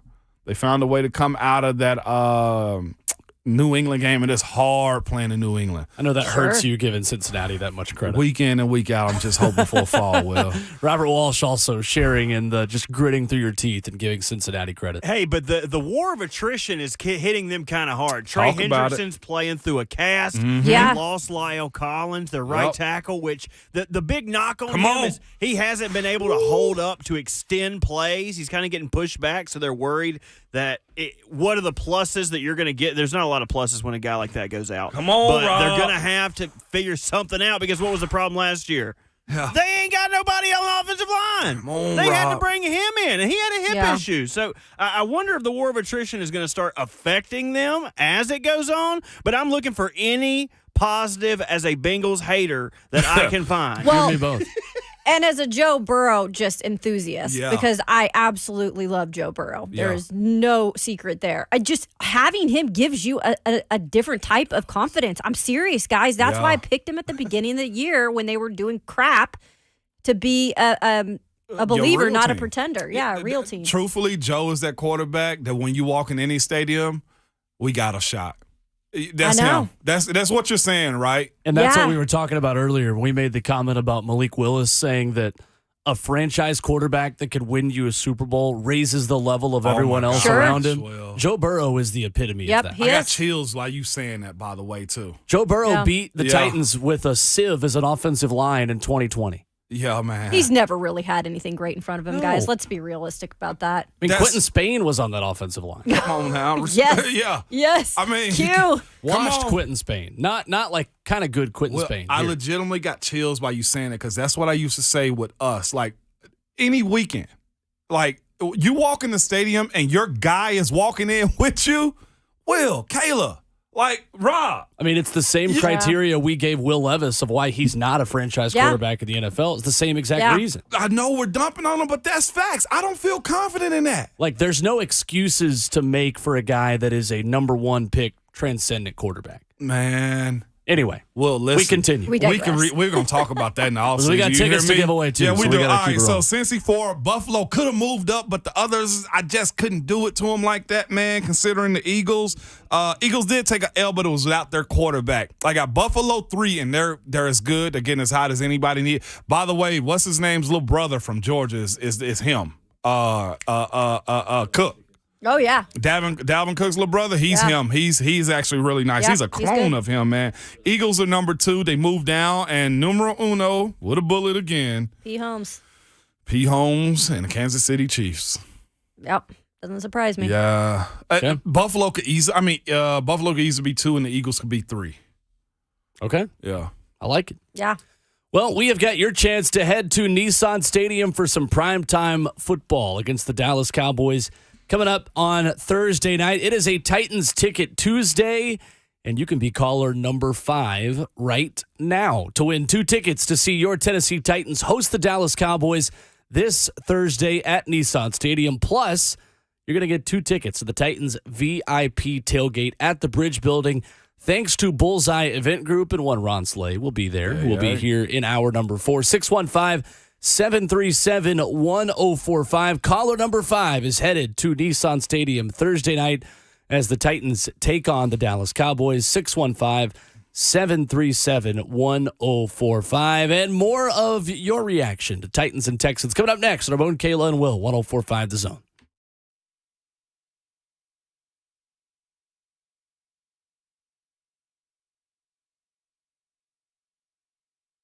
You don't have to go through yet another year with that knee pain or back pain. People with chronic joint pain are getting real lasting relief from QC Kinetics. Hey, it's Ramon Foster, and QC Kinetics is the nation's leader in advanced regenerative medicine. Their unique protocol uses healing agents from your own body to target aching joints, repairing and restoring damaged joint tissue so you can move again with no surgery, no drugs, no downtime. Got shoulder pain, excruciating hip pain? If you have any arthritis pain or lingering pain from an injury, don't let them operate on you or give you more steroids, and say no to the pain pills. Call QC Kinetics and see if their life-changing, all-natural treatments can get you living your best life in the new year. I'm telling you, people are raving about these treatments, and this is the future of joint pain management, and appointments are available as soon as next week. Make 2023 the year you say goodbye to joint pain. QC Kinetics in Nashville, Clarksville, and Murfreesboro. And you can reach out to them at 615-249-4024. Again, the number is 615-249-4024.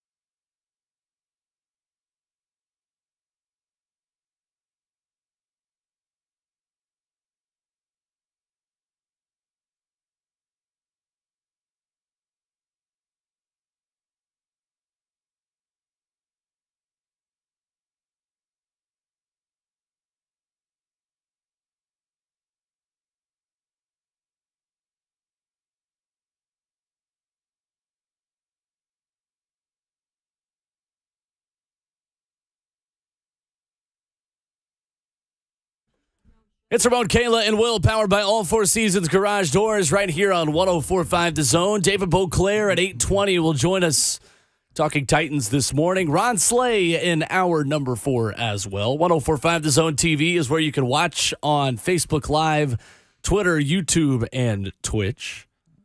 Ramon Foster, Kayla Anderson, Will Bowling, and Robert Walsh with you this morning. Looking around at the NFL headlines over the weekend, we mentioned the Indianapolis Colts, and how about the back-to-back interceptions on as many plays last night for Nick Foles and Justin Herbert? Boy. I was like, this is how you're going to start a Monday Night Football game, y'all? I'm going to be real. I'm lightly side-eyeing Herbert a little bit, too. Really? Yeah, I am. I'm going to be real. I know he's without his really good left tackle, but you got Eckler. I don't care about that. You got really good passing receivers. You got 3 solid guys. Williams, and the other 2 guys that they have, too. Keenan and Josh Palmer. Yeah. He's Mike Williams. Yeah, that's what I said. Mike Williams. Like, he's got 3 solid receivers. Tight end in their offense could be a little bit more prevalent, but I'm starting to side eye. Yeah, you're really trying to make him every excuse for him. Yeah. And he's a good quarterback, and he's been good, but he hasn't been Joe Burrow. He hasn't been, and people thought that's what he would be at this point. I know Bosa's out and everything, but there's a level of just, hey, dog, you're supposed to be him, and I got to see a little bit more of that. He's making too many still first-year mistakes for him to be in that, hey, we project him to be this good, you know? This is his first playoff berth. Yeah, correct? And he's up against, of course, Kansas City every year and whatnot, but still. I don't care about excuses. Come on. I'll tell you who the issue is. It's Joe Lombardi, the offensive coordinator. God, dog. How these dudes get jobs? But yeah, what is going on with these OCs in Pittsburgh? The way he got jobs is he spent time with the Saints as their quarterback's coach and had Drew Brees. Well, that's why. Here's a golden ticket. I hate that, though. Saints quarterback's coach from 2009 to 2013, and then left and came back from 2016 to 2020. 15 years of coaching experience, and was in Detroit with Calvin Johnson and Golden Tate. But that guy is not getting the full array of that offense. If you want to find Spider-Man meme of fans that feel the same way about their OC as people do here in Nashville, just search Joe Lombardi on Twitter. Jeez. Yeah. And the Chargers also, by the way, have had as many struggles as the Titans have in the second half scoring. Very true.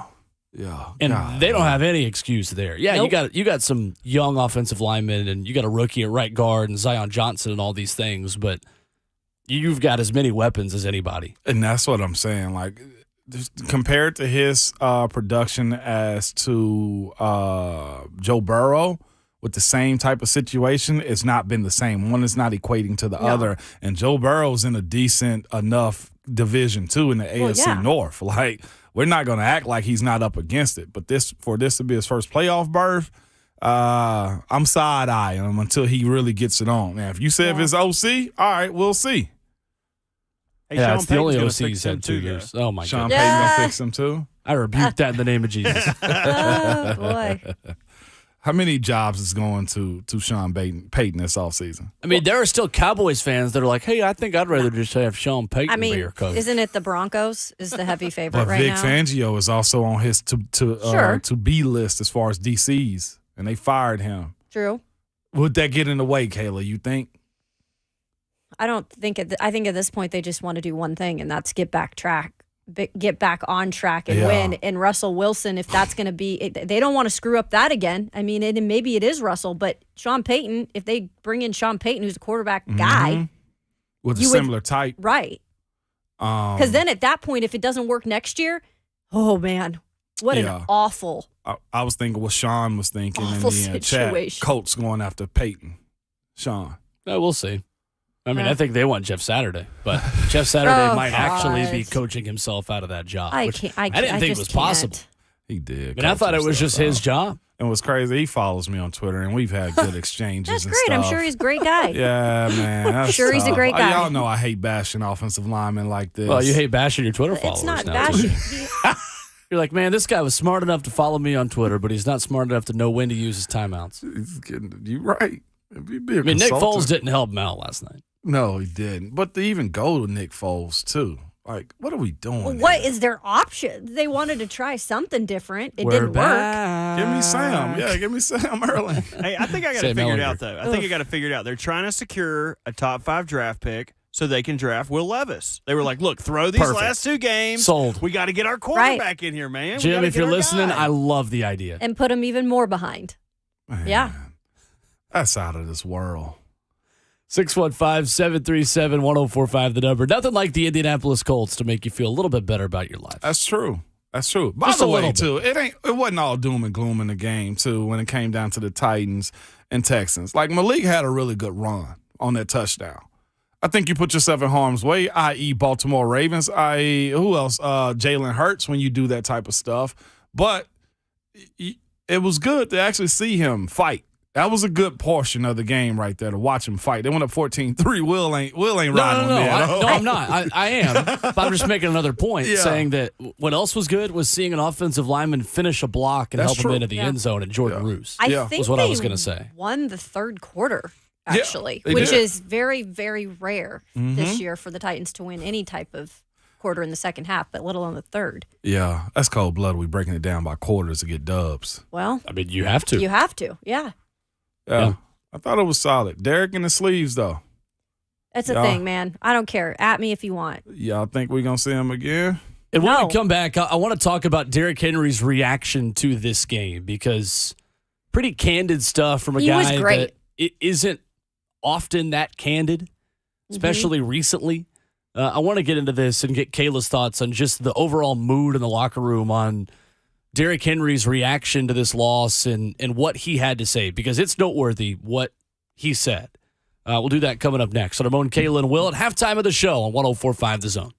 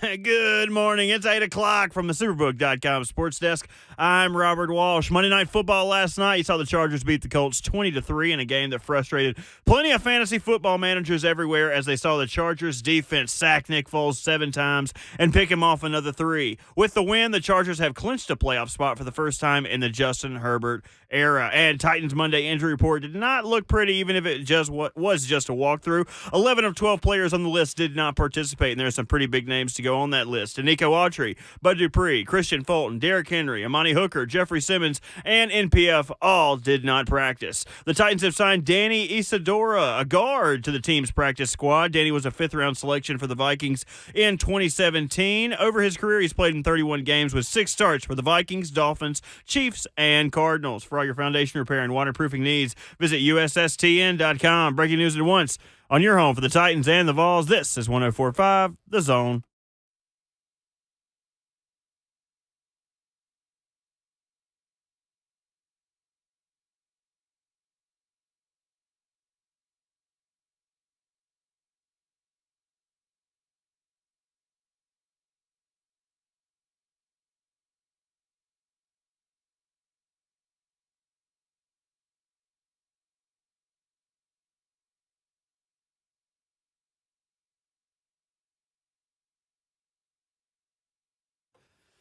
And the show goes on into the second half on the Tuesday edition. Ramon Kayla and Will, powered by All Four Seasons Garage Doors.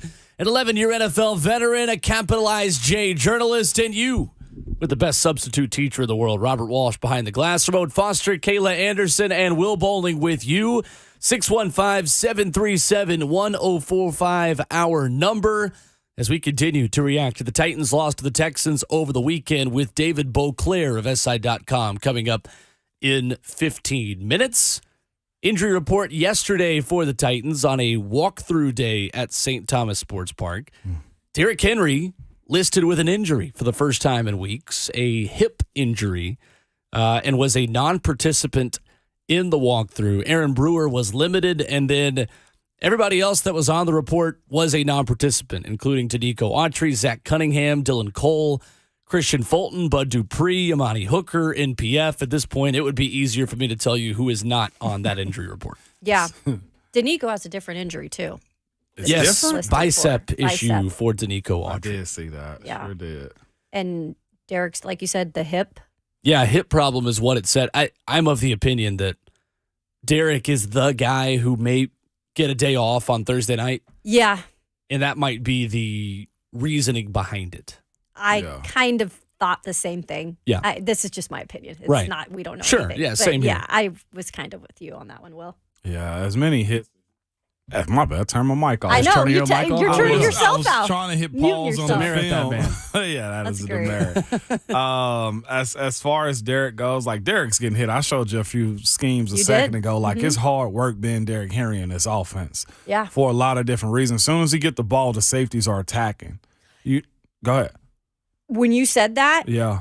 they were taking extra special hits at Derrick on Saturday. They were hitting him extra hard. Go back and look at it. Oh, I'm watching it. And you know why, though, Kayla? Because we sit on this radio station and everybody else have the same stats and history that we do. Derrick has burned this organization. And then you saw him early in the season. That's the thing about divisional games and why teams draft specifically for those reasons to play against their divisional opponents first, because you got to see them 2 times. And in those times, it could be something embarrassing that happens to you, and you say to yourself, not again. Not again. And that's what the Texans said this time around. That hip injury this time, I'm sure they were probably just saying, hit him low. Hit him often and hit him hard. It's kind of how it went, and that's what happened. And I'm sure they watched the Jags game and the Chargers game. Like Derrick's been getting just beat up a lot this year because of the threat that he brings to you too. Like he's still breaking through tackles though and getting good yardage, but they're coming for Derrick, man. And when you're the king, this is what happens. Still had 126. Sure. Caleb, post-game, Derrick really put this loss on himself. Yeah.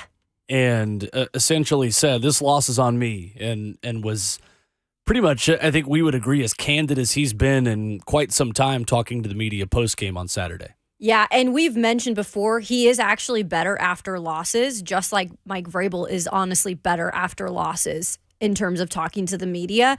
But Derek really divulged into this, press conference because he was being hit with every question you could imagine. Yeah. And it started off with just the fumble, right? And, what went wrong? And he pretty much said it's completely on us or on me. And then he was asked about the sleeves. You clearly took them off after the fumble. And he said, yeah, I'm trying to do anything I can to figure out what I need to do differently. And went on to say, I'm going to continue to work with Tony Dews this week to try to fix that problem. And it is a problem. Yeah. And it is kind of, a part of the loss that they've had in the past couple of weeks is the fumbles. You just can't have those turnovers, especially from a guy like Derek. But he took it all upon himself and said, it's my fault. Yeah, and the sleeves conversation. I know I laughed about it when Will told me that, was it not Dabo, but Jimbo. Yeah. He won't let receivers or skill guys on the field with sleeves on. And I was like, what? Neither did Butch. Neither did Butch. Okay. Well, this is the thing, too. It's certain players in their equipment that they choose to wear, whether it's taping on their fingers, face masks, like they're very particular. And I'm sure Derek felt that way. Like, man, I ain't ever had no problem before. Right. And then it becomes a problem. And then even if that's not the reason why you're fumbling, I see it, and therefore I got to get rid of it. And Derek got rid of the sleeve. So I get why certain coaches are that way. Because it's like, what if it just makes it a little easier for a guy to punch out the ball? Yeah. Or, it doesn't have to be the complete reason why, but it could make it just that much more easier for the defender. Facts. Should Derrick Henry sit on Thursday night against the Cowboys? I'm looking at it like this, Will. Every win matters. Momentum matters, too. If he's injured, sit him. If he's not 100%, Haskins, I think, is good enough to get the job done. I do think that. I'm high on Haskins right now, just from the little bit I've seen. Yes, if he's dealing with something, it matters. Yeah, take and sit him out. He may be, to me, the only guy that kind of deserves to sit. My question is, does he want to sit? I think that's the ultimate question. Facts. Derek being the competitor Derrick Henry is, and we'll see this. We'll see if he's going to be available. Usually we talk to him today too, by the way. Yeah. But my question is more so, is Derek wanting to kind of rest? Or is he like, put me out there, I don't care? But I think if he is really dealing with a hip injury, you just rest him. Oh, he's made Pro Bowl. He got that in, right? Mm-hmm. We're locked in on All-Pro this year, probably goes to Saquon and Jacobs. He's not far off of the rushing title right now. Still. Okay. He's not. Okay.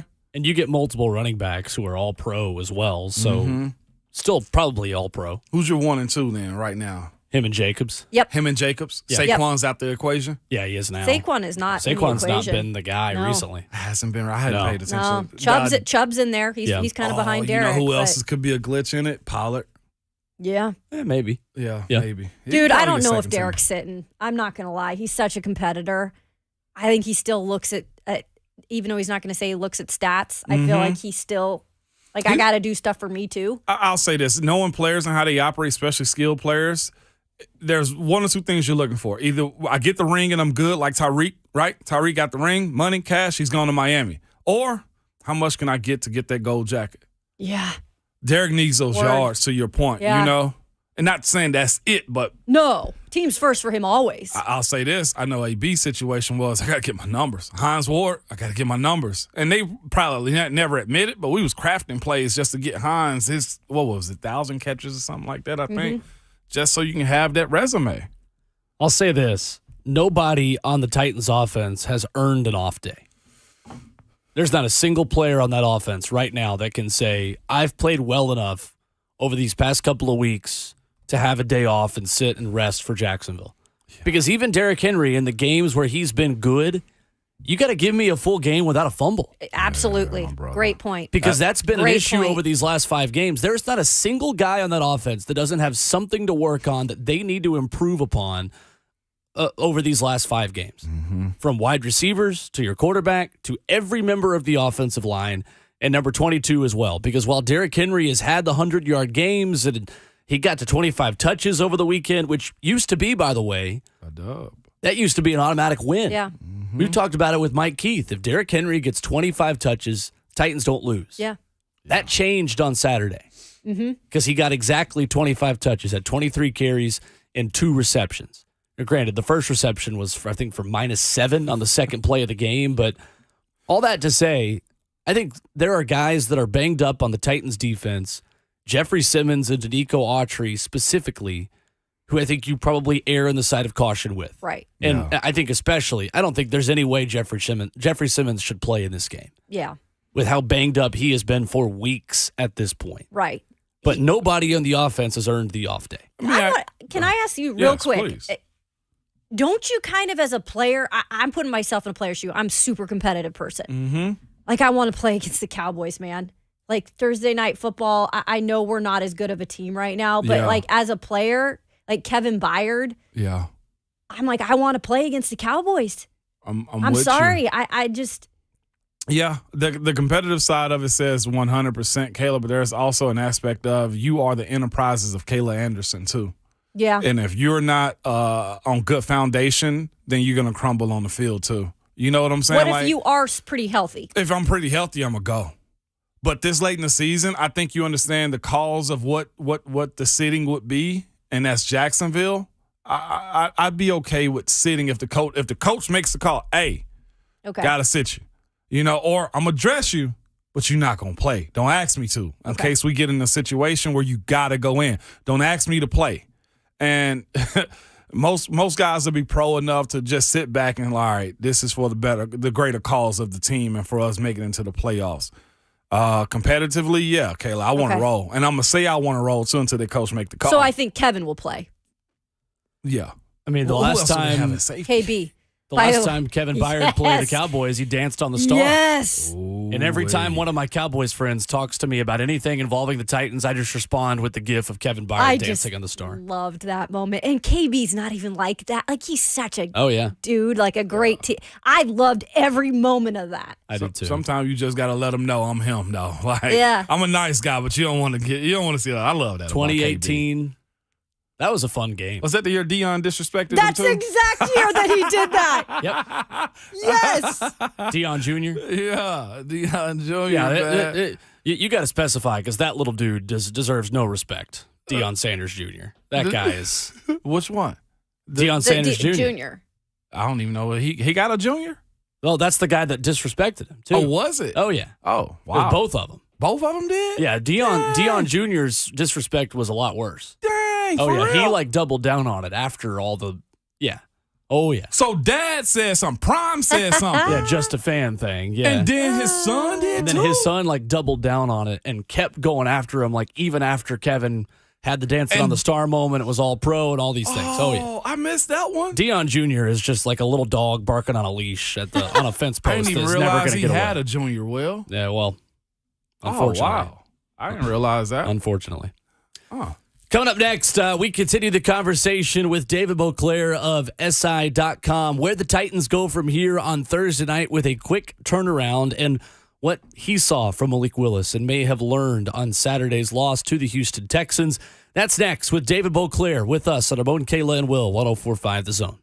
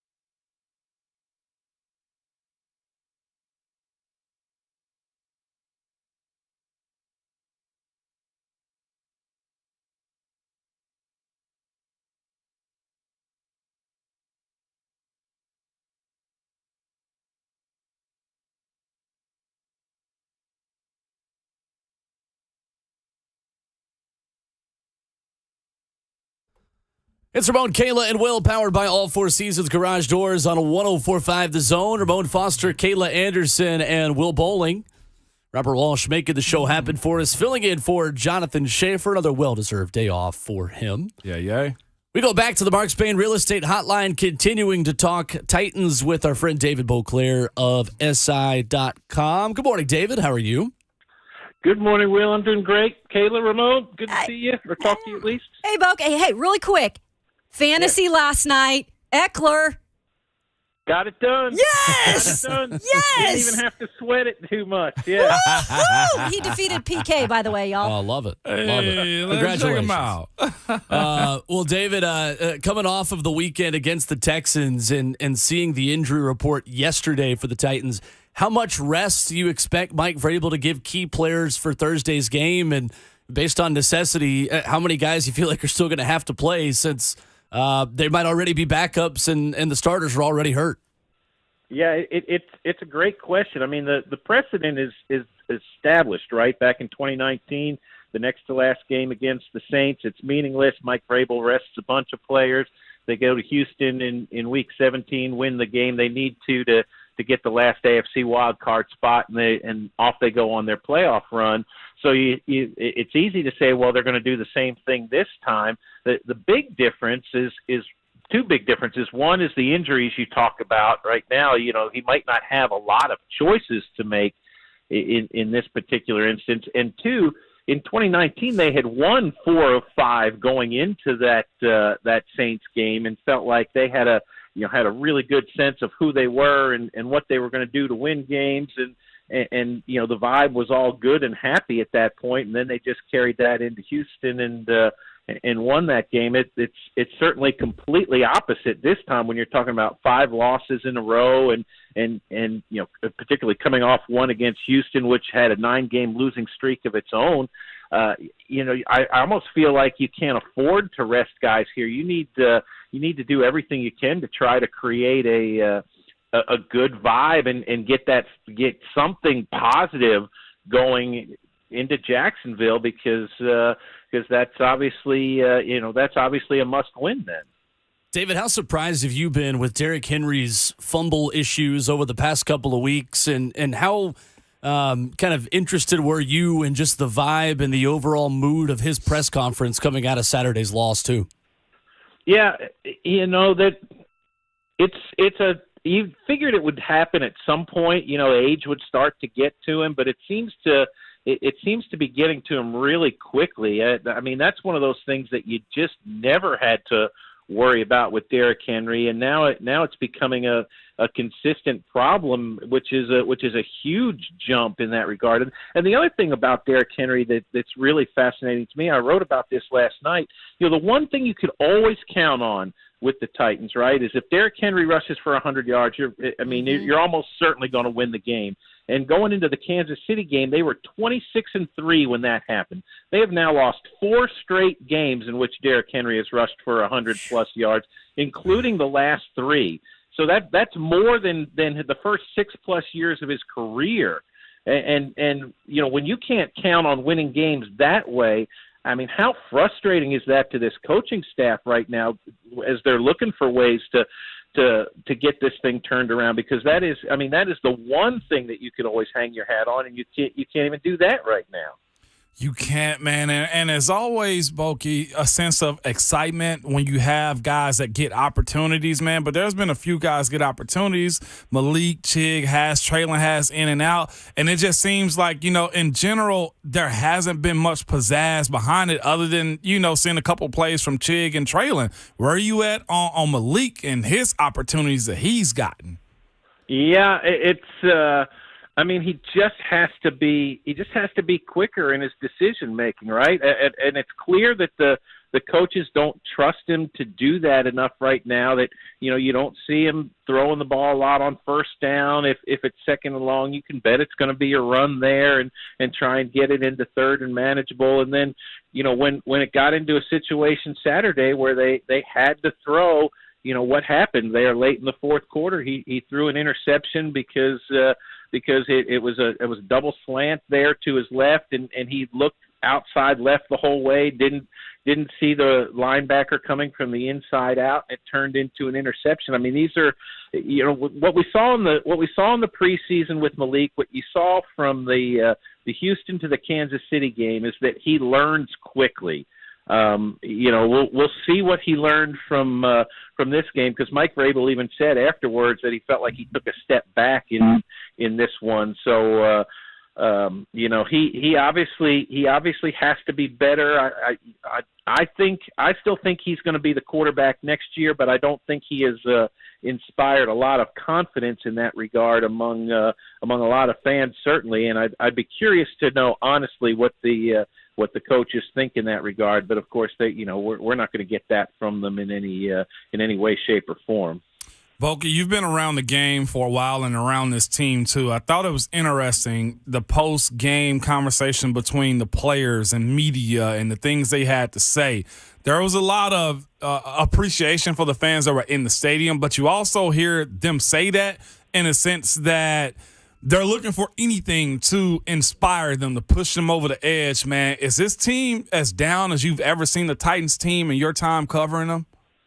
Well, they're frustrated. 2014 and 2015 was a miserable time, and the players weren't. It wasn't enjoyable to deal with them then, and that's not the case now. These guys are looking for something, looking for an answer or multiple answers. I mean, you think about this losing streak, right? It really doesn't matter about the opponent. You're talking about one loss to one of the best teams in the league in Cincinnati. You're talking about one loss to the worst team in the league in Houston. You're talking about losses to two teams that are sort of getting hot at the right time, in the Chargers and the Jaguars. And the Eagles, that was a bad game. They got whipped in that one. But these other four, they're all the exact type of games that the Titans have won in recent years, and that they won earlier this year. They're low-scoring games. They're close in the fourth quarter, and instead of making the play that makes a difference to win,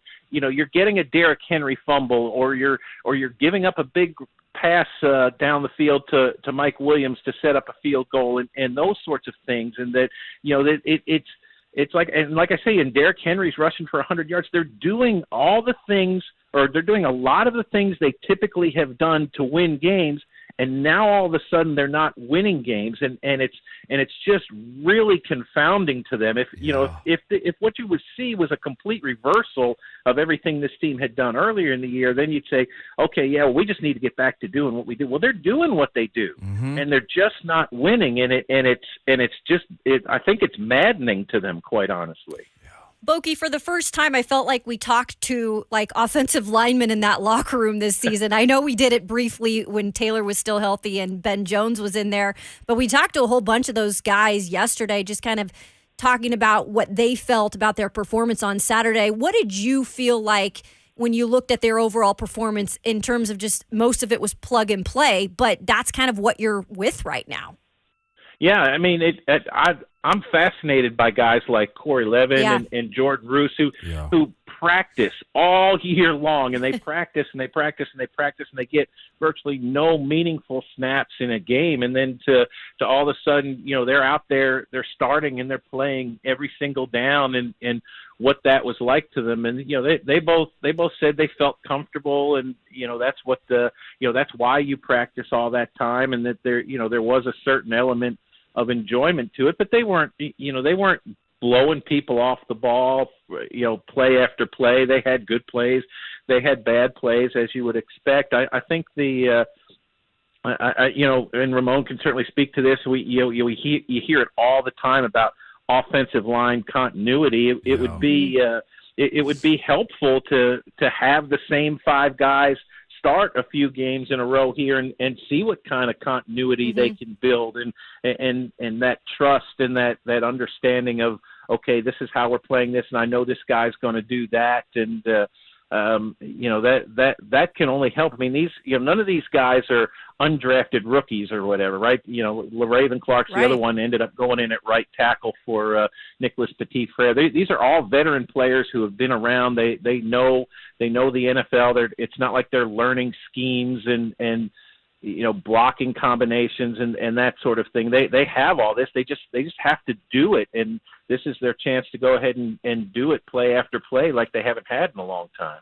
So we saw Derrick Henry on the injury report yesterday, kind of a walkthrough scenario. He put on there, it was put on as a hip injury. Let's say that's going to bother him this week and he's not 100% ready to go. Do you feel like you just put in Hassan Haskins, or you feel like you gotta put Derrick in this game? Yeah, Henry is the one guy I think you can say, if you're going to rest somebody, rest him. Hassan Haskins and Julius Chestnut are not Derrick Henry, but I think they're close enough that they can they can do the job. Henry once again has had a lot of carries this season. We saw a long touchdown run Saturday, which we haven't seen a lot of those. We've seen him get caught a few times this year. Yeah. His yards per carry has been good here late in the season. I mean, he doesn't look like he's wearing down, so to speak, as much as some other guys are maybe, but he's a guy who can probably benefit from as much rest as you can give him, unlike whereas other guys might need to play a little more. I don't know, but Henry, they've been really careful with him, obviously in the preseason the last couple of years and whatnot, and he hasn't been on. He's gotten rest throughout the week. Mm-hmm. A lot here the last few weeks. It's always been non-injury related. So I think I probably did the same thing you did when you see the injury report. And wait a minute. There's actually there's an injury listed there. But I assume he'd be ready to go Thursday if he wants to. But Derrick Henry, I think probably is the one guy.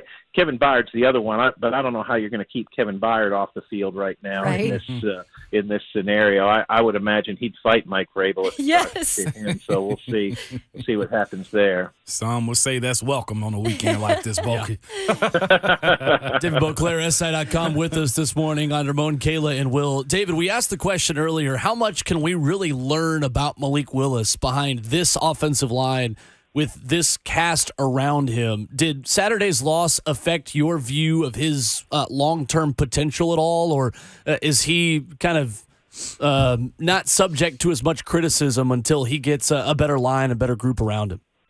Well, I mean, he's subject to criticism because he's out there and he's doing the job, and you see the same issue coming up repeatedly, which is the holding the ball a little bit too long. I think maybe what needs to happen is the coaches tell him, all the things we have worked on to this point about moving around in the pocket but keeping your eyes downfield and all that. That all still holds, but forget that on Thursday night and forget that at Jacksonville. If you don't like what you see, take off and run. Ultimately that's if he's going to be the quarterback here for the long term, if he's going to be a starter, whatever, he's going to be a guy you're going to count on to win games for you, not just with his arm, but with his feet. And so go ahead and, let him be Justin Fields for a game or two and just run when you need to run. And we'll call some of the RPOs and give you more chances. That's almost what I think needs to happen right now is just put that education on hold and say, this is what we know you can do. And we're gonna change the offense a little bit more than we have to this point to accommodate you and try and keep you upright out there because if they get it, it's pretty clear if they get into a situation where they're behind and they have to throw on every down, it's probably not going to go well on one way or another. There's going to be too many sacks. There's going to be an interception or two. So you've got to do what you can to keep that from being the case.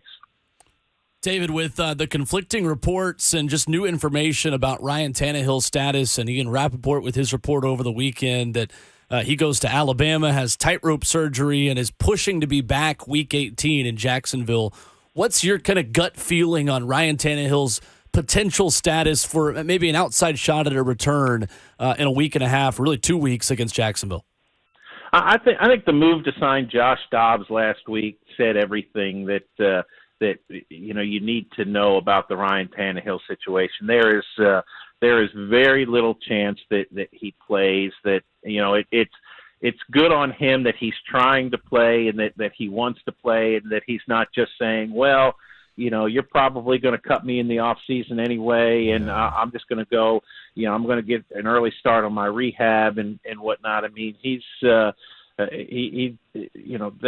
good. But I just if there was any legitimate chance of him coming back, I don't think Josh Dobbs would be here right now. I think that was a move that the Titans are starting to put together their future quarterback room, and they're gonna thank Ryan Tannehill when all is said and done, but probably go ahead and cut him even with the desire he's showing right now. Bokey, real quick, man, since we're in the moment of feelings and seeing it unravel a little bit, you get a little bit more understanding of why Amy Adams Strunk kind of let go of John Robinson in these moments right now, considering it's I don't even know where you're pulling players from or bodies or talent, but is that why now?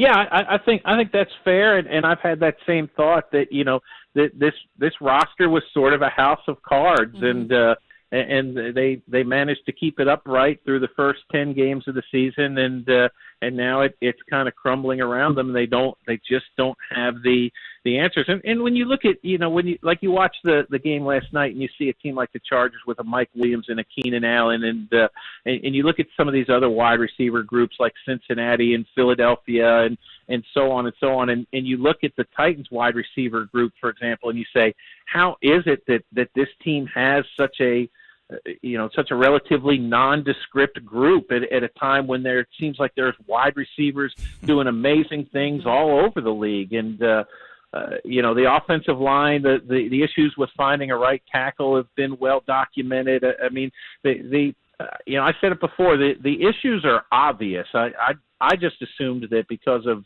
his record, John Robinson would have had the chance to fix it, but somebody else is going to have that opportunity, and we'll see how they approach that this offseason. David Boclair has been our guest covering the Titans for SI.com. Find him on Twitter at Boclair Sports. David, appreciate the time as always. Oh, thanks for having me. Everybody have a great new year. Thanks, Bokey. You as well. There is David Boclair with us this morning on the Mark Spain Real Estate Hotline. More to react to from that conversation and a look at the highest graded Titans from Pro Football Focus over the weekend, including one guy who you probably hadn't heard of maybe a couple of weeks ago. That's next on Ramon Kayla and Will, 104.5 The Zone.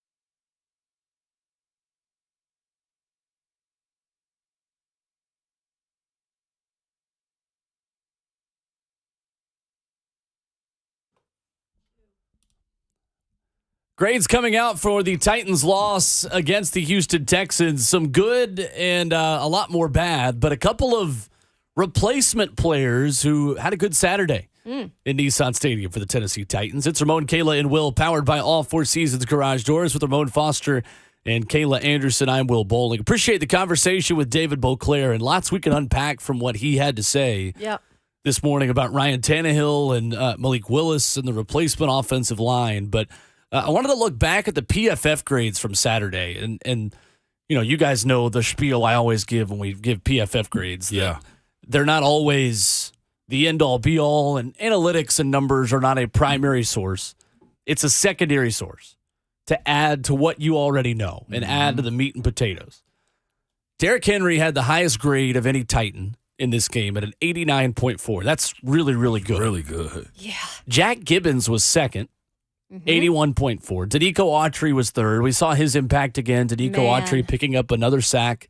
The one sack the Titans had on the Texans. Josh Kalu and Trey Avery had the fourth and fifth highest grades for the Titans out of this one at a 77 and a 71. I think specifically in that Gibbons, Kalu, and Avery have been bright spots these past few weeks for this Titans defense. Yeah, they have been, man. And a lot of times, too, given opportunity, those guys like that can shine. With starter guys out there, they'll be even better.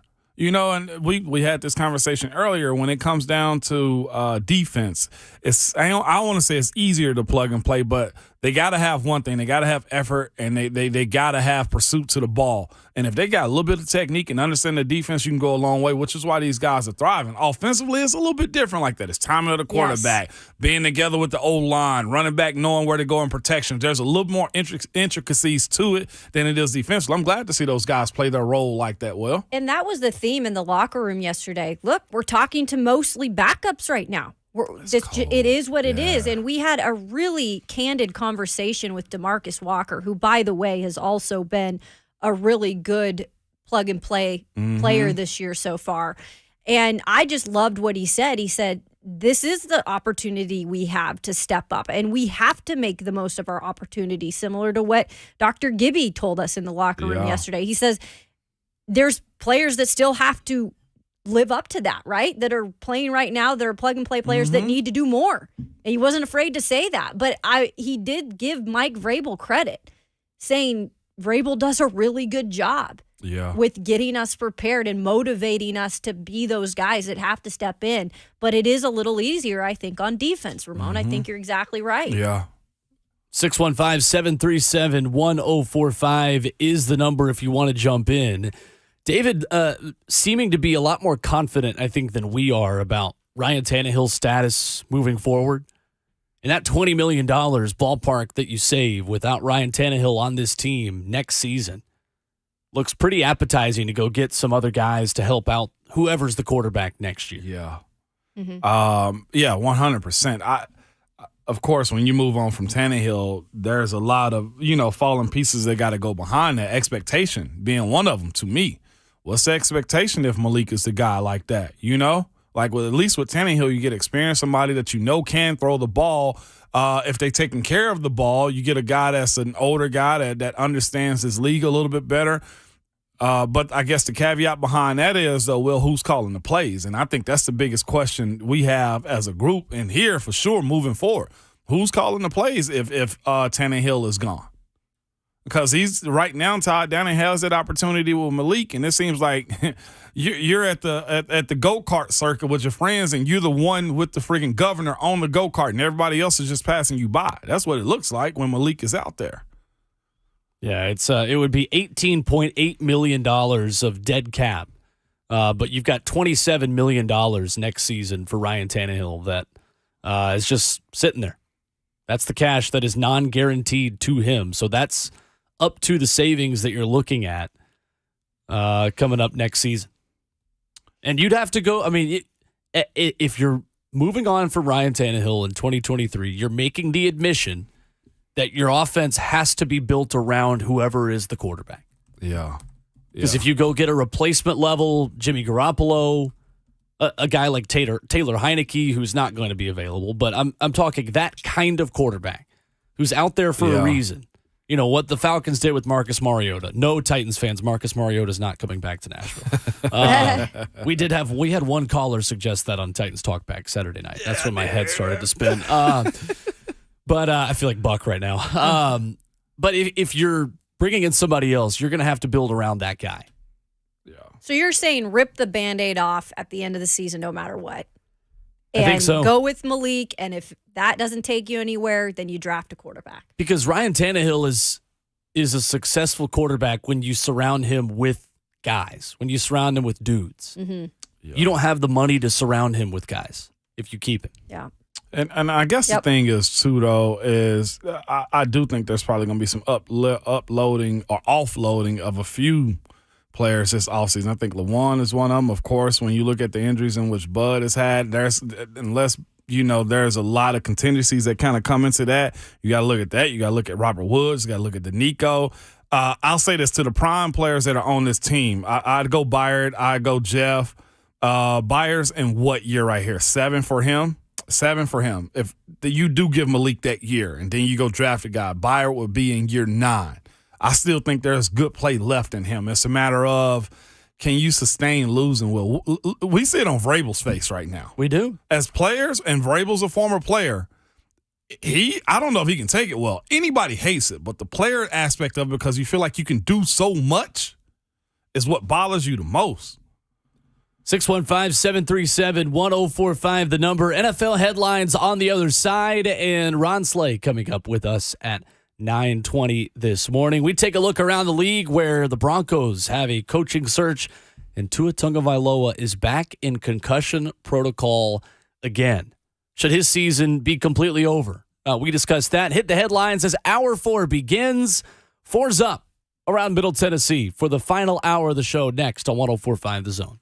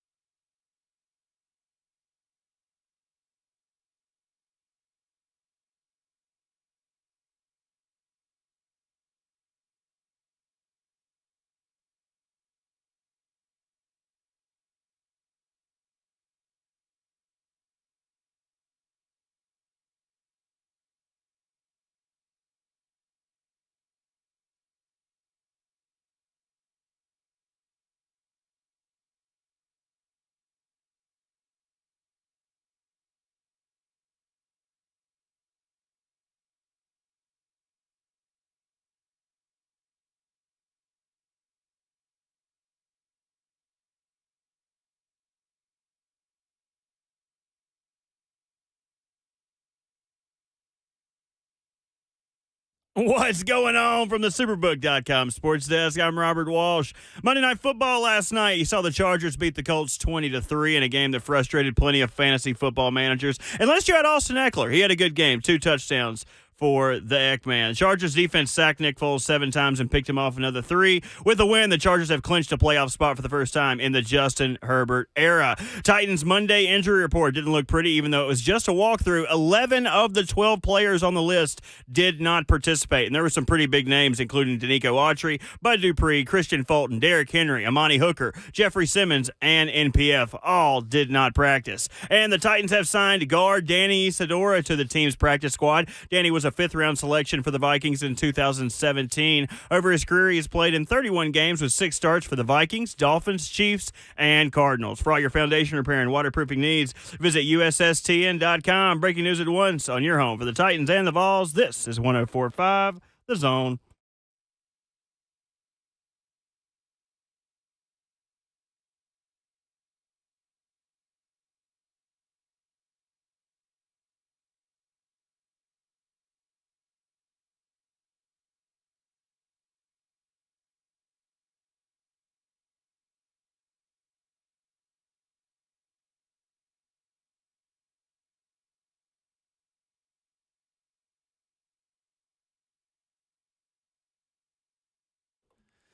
Into the 4th and final hour of the show, Ramon, Kayla, and Will, powered by All 4 Seasons Garage Doors.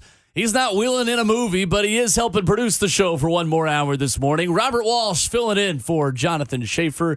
Another day off for him. Rest of the crew is all here. Ramon Foster, Kayla Anderson. I'm Will Bowling.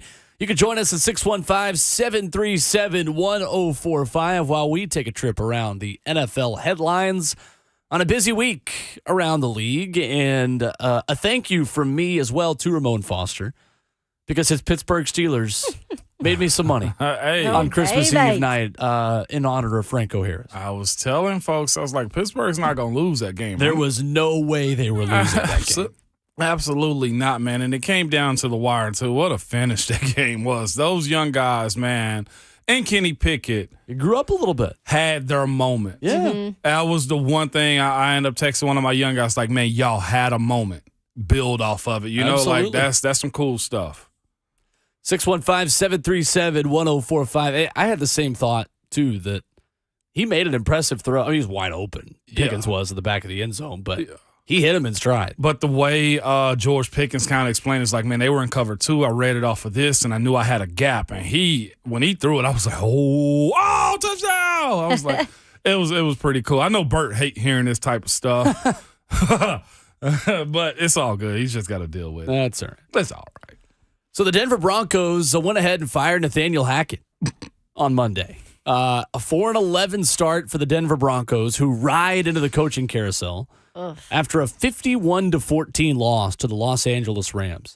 That is a narrative game where there are so many more eyeballs on your team on Christmas that those games mean a little bit more. Yeah. Should they? Probably not, but they do. Yeah. And it was pathetic. And look, the Broncos defense wasn't even that good. No. And usually, if the one thing that's been positive about that team is they've had a pretty decent defense. Yeah. And I say, they had to fire Hackett. They had Give him the Hackett. But when it comes to Russ Wilson, we're going to find out next year how much should have been put on Russ Wilson. Because if he doesn't step up next year, no matter who the head coach is, that's a disaster. Wasn't Hackett his guy, or was it that he chose Denver because Hackett was going to cater to his needs? Which one was it?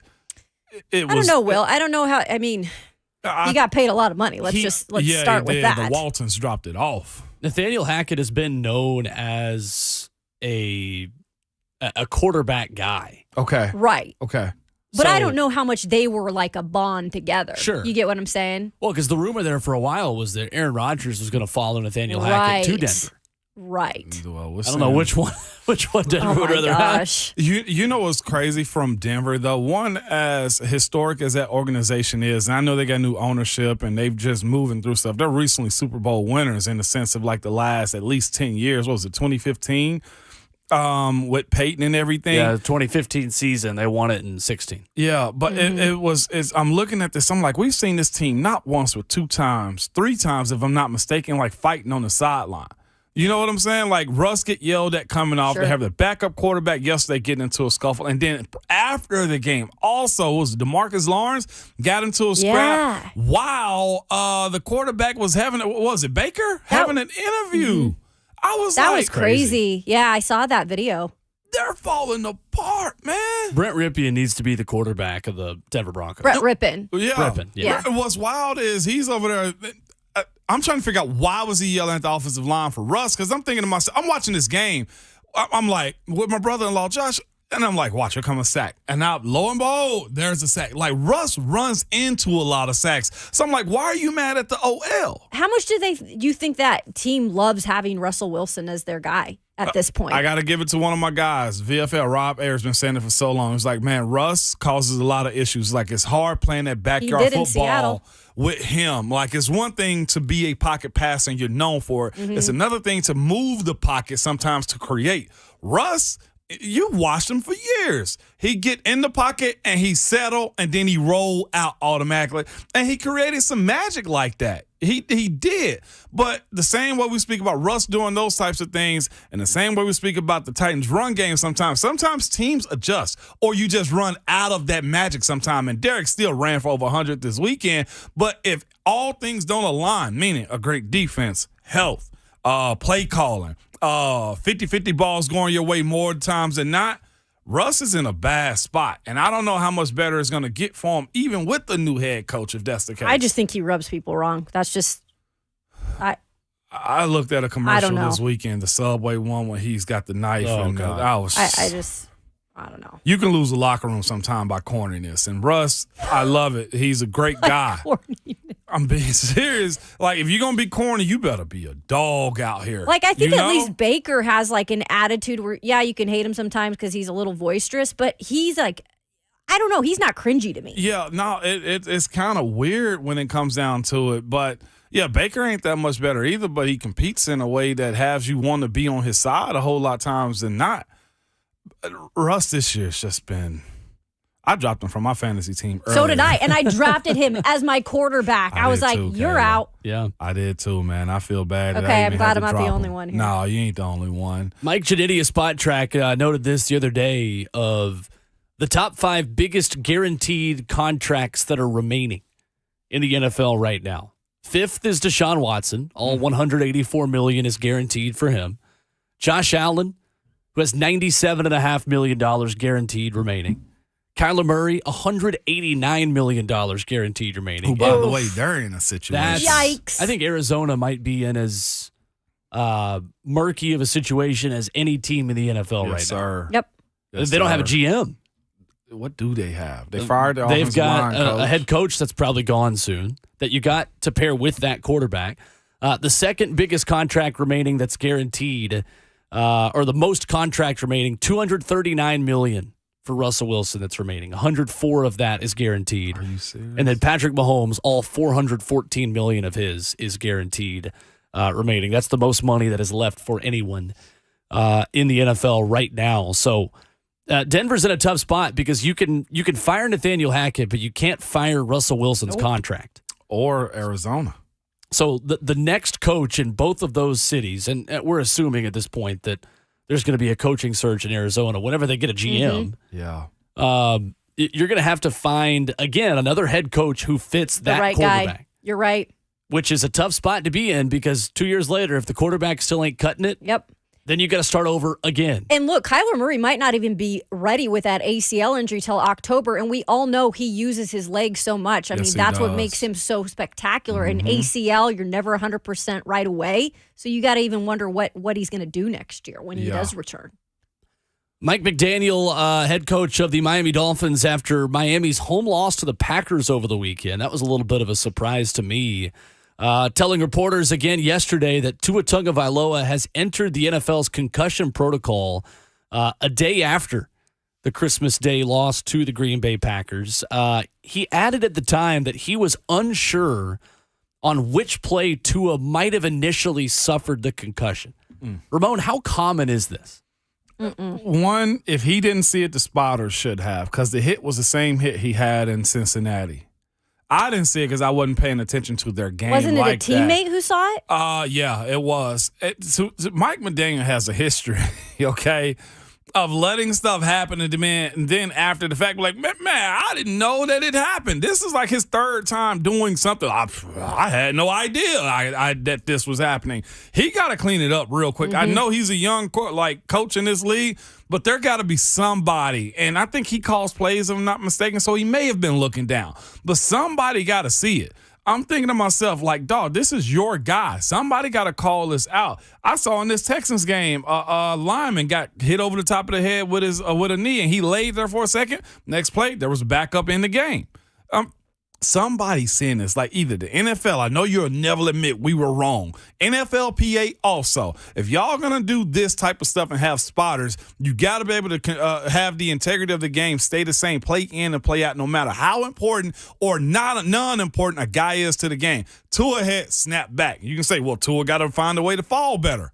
That ain't his issue. It's your issue to protect his health and safety. Well, especially since the controversy that happened with him originated from the concussion coming back too early and then having that happen again.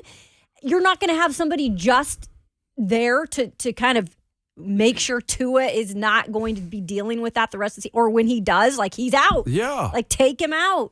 And he's crapping the bed as a coach, though. McDaniel. You can't do, and the doctors too.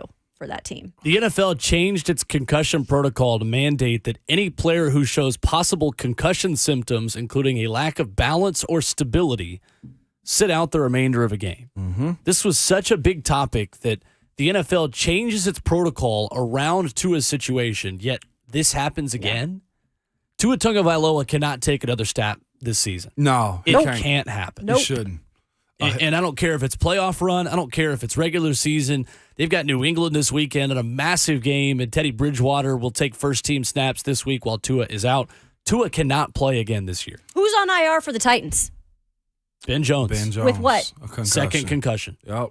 And that was a second concussion, not a third like this one is for Tua. This is something where the teams themselves have to make it easier for the players to actually be in these positions, too, to say, hey, y'all, I'm not feeling right. Because that's the other component of this. Is, you got to be this warrior. Now, damn that. Y'all, we got to be able as players to say, if something's wrong, is that Cunningham situation? Fair. All right? The elbow ain't right. Zach ain't out there. Just don't go back out there. 615-737-1045, our number. And coming up next, our weekly conversation with 3HL's Ron Slay. We take it a little bit of everywhere with Slay, get his thoughts on the Titans' loss to the Texans. Also see what he's most interested to watch in the Orange Bowl, because it is Orange Bowl week officially for the Tennessee Volunteers. I don't know how I'm getting down there. Probably many of you are in the same boat. Will. But the team is down there, and that's ultimately the thing that matters most. Yeah. We'll talk with Ron Southwest, Slay. get your stuff right. Yeah, please. Call them out there. Please. Ron Slay joins us coming up next on Ramon Kayla and Will, powered by All Four Seasons Garage Doors, 104.5 The Zone.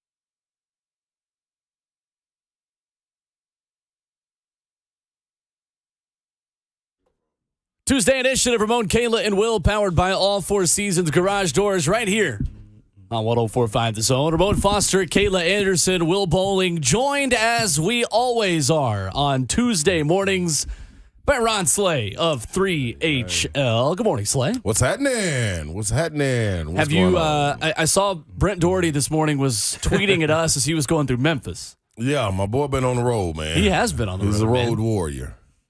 I will give him credit, man. He somehow figured it out how to tweet and ride. Tweet and ride. Respect. Tweet and ride. And you guys are out and about again today, too, aren't you? Are we? I love it. Slay's like, are we really? That's news to me. Oh, today. Yup, Tuesday. Yup. Yep. I love it. I don't know how you keep your schedule straight, man. I really don't. I don't either, man. Guess what? We are. We're in Spring Hill, I think. Spring Hill, you're right.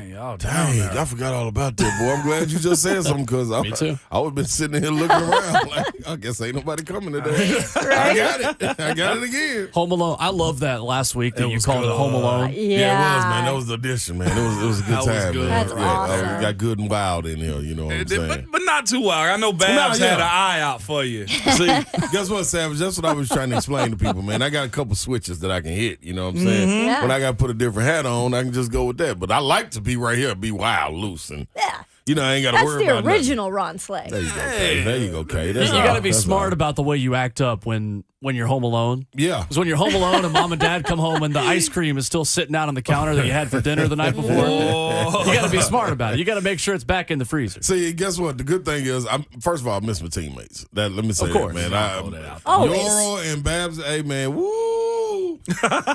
Hey, man, golly. I had a ball. Yeah. But at the same time, boy, I can't wait to give Earl a hug. You know what I mean? Like, I gave Babsy a hug. I think I cracked her back a little bit. She ain't got to go to the Cairo. I was so happy to see her honk, too, man. It was just like, golly, man. You never know till they missing. But I did have fun running amok. Of course. You know what I'm saying? Running amok. Yeah, I mean. Listen, you've been around the doctor too long. You've been around Dr. Dyson too long. Running amok. My boy threw a couple of words to me. That's all. I heard Dr. Dyson out here, man. Hey, man, let me say something real quick, man.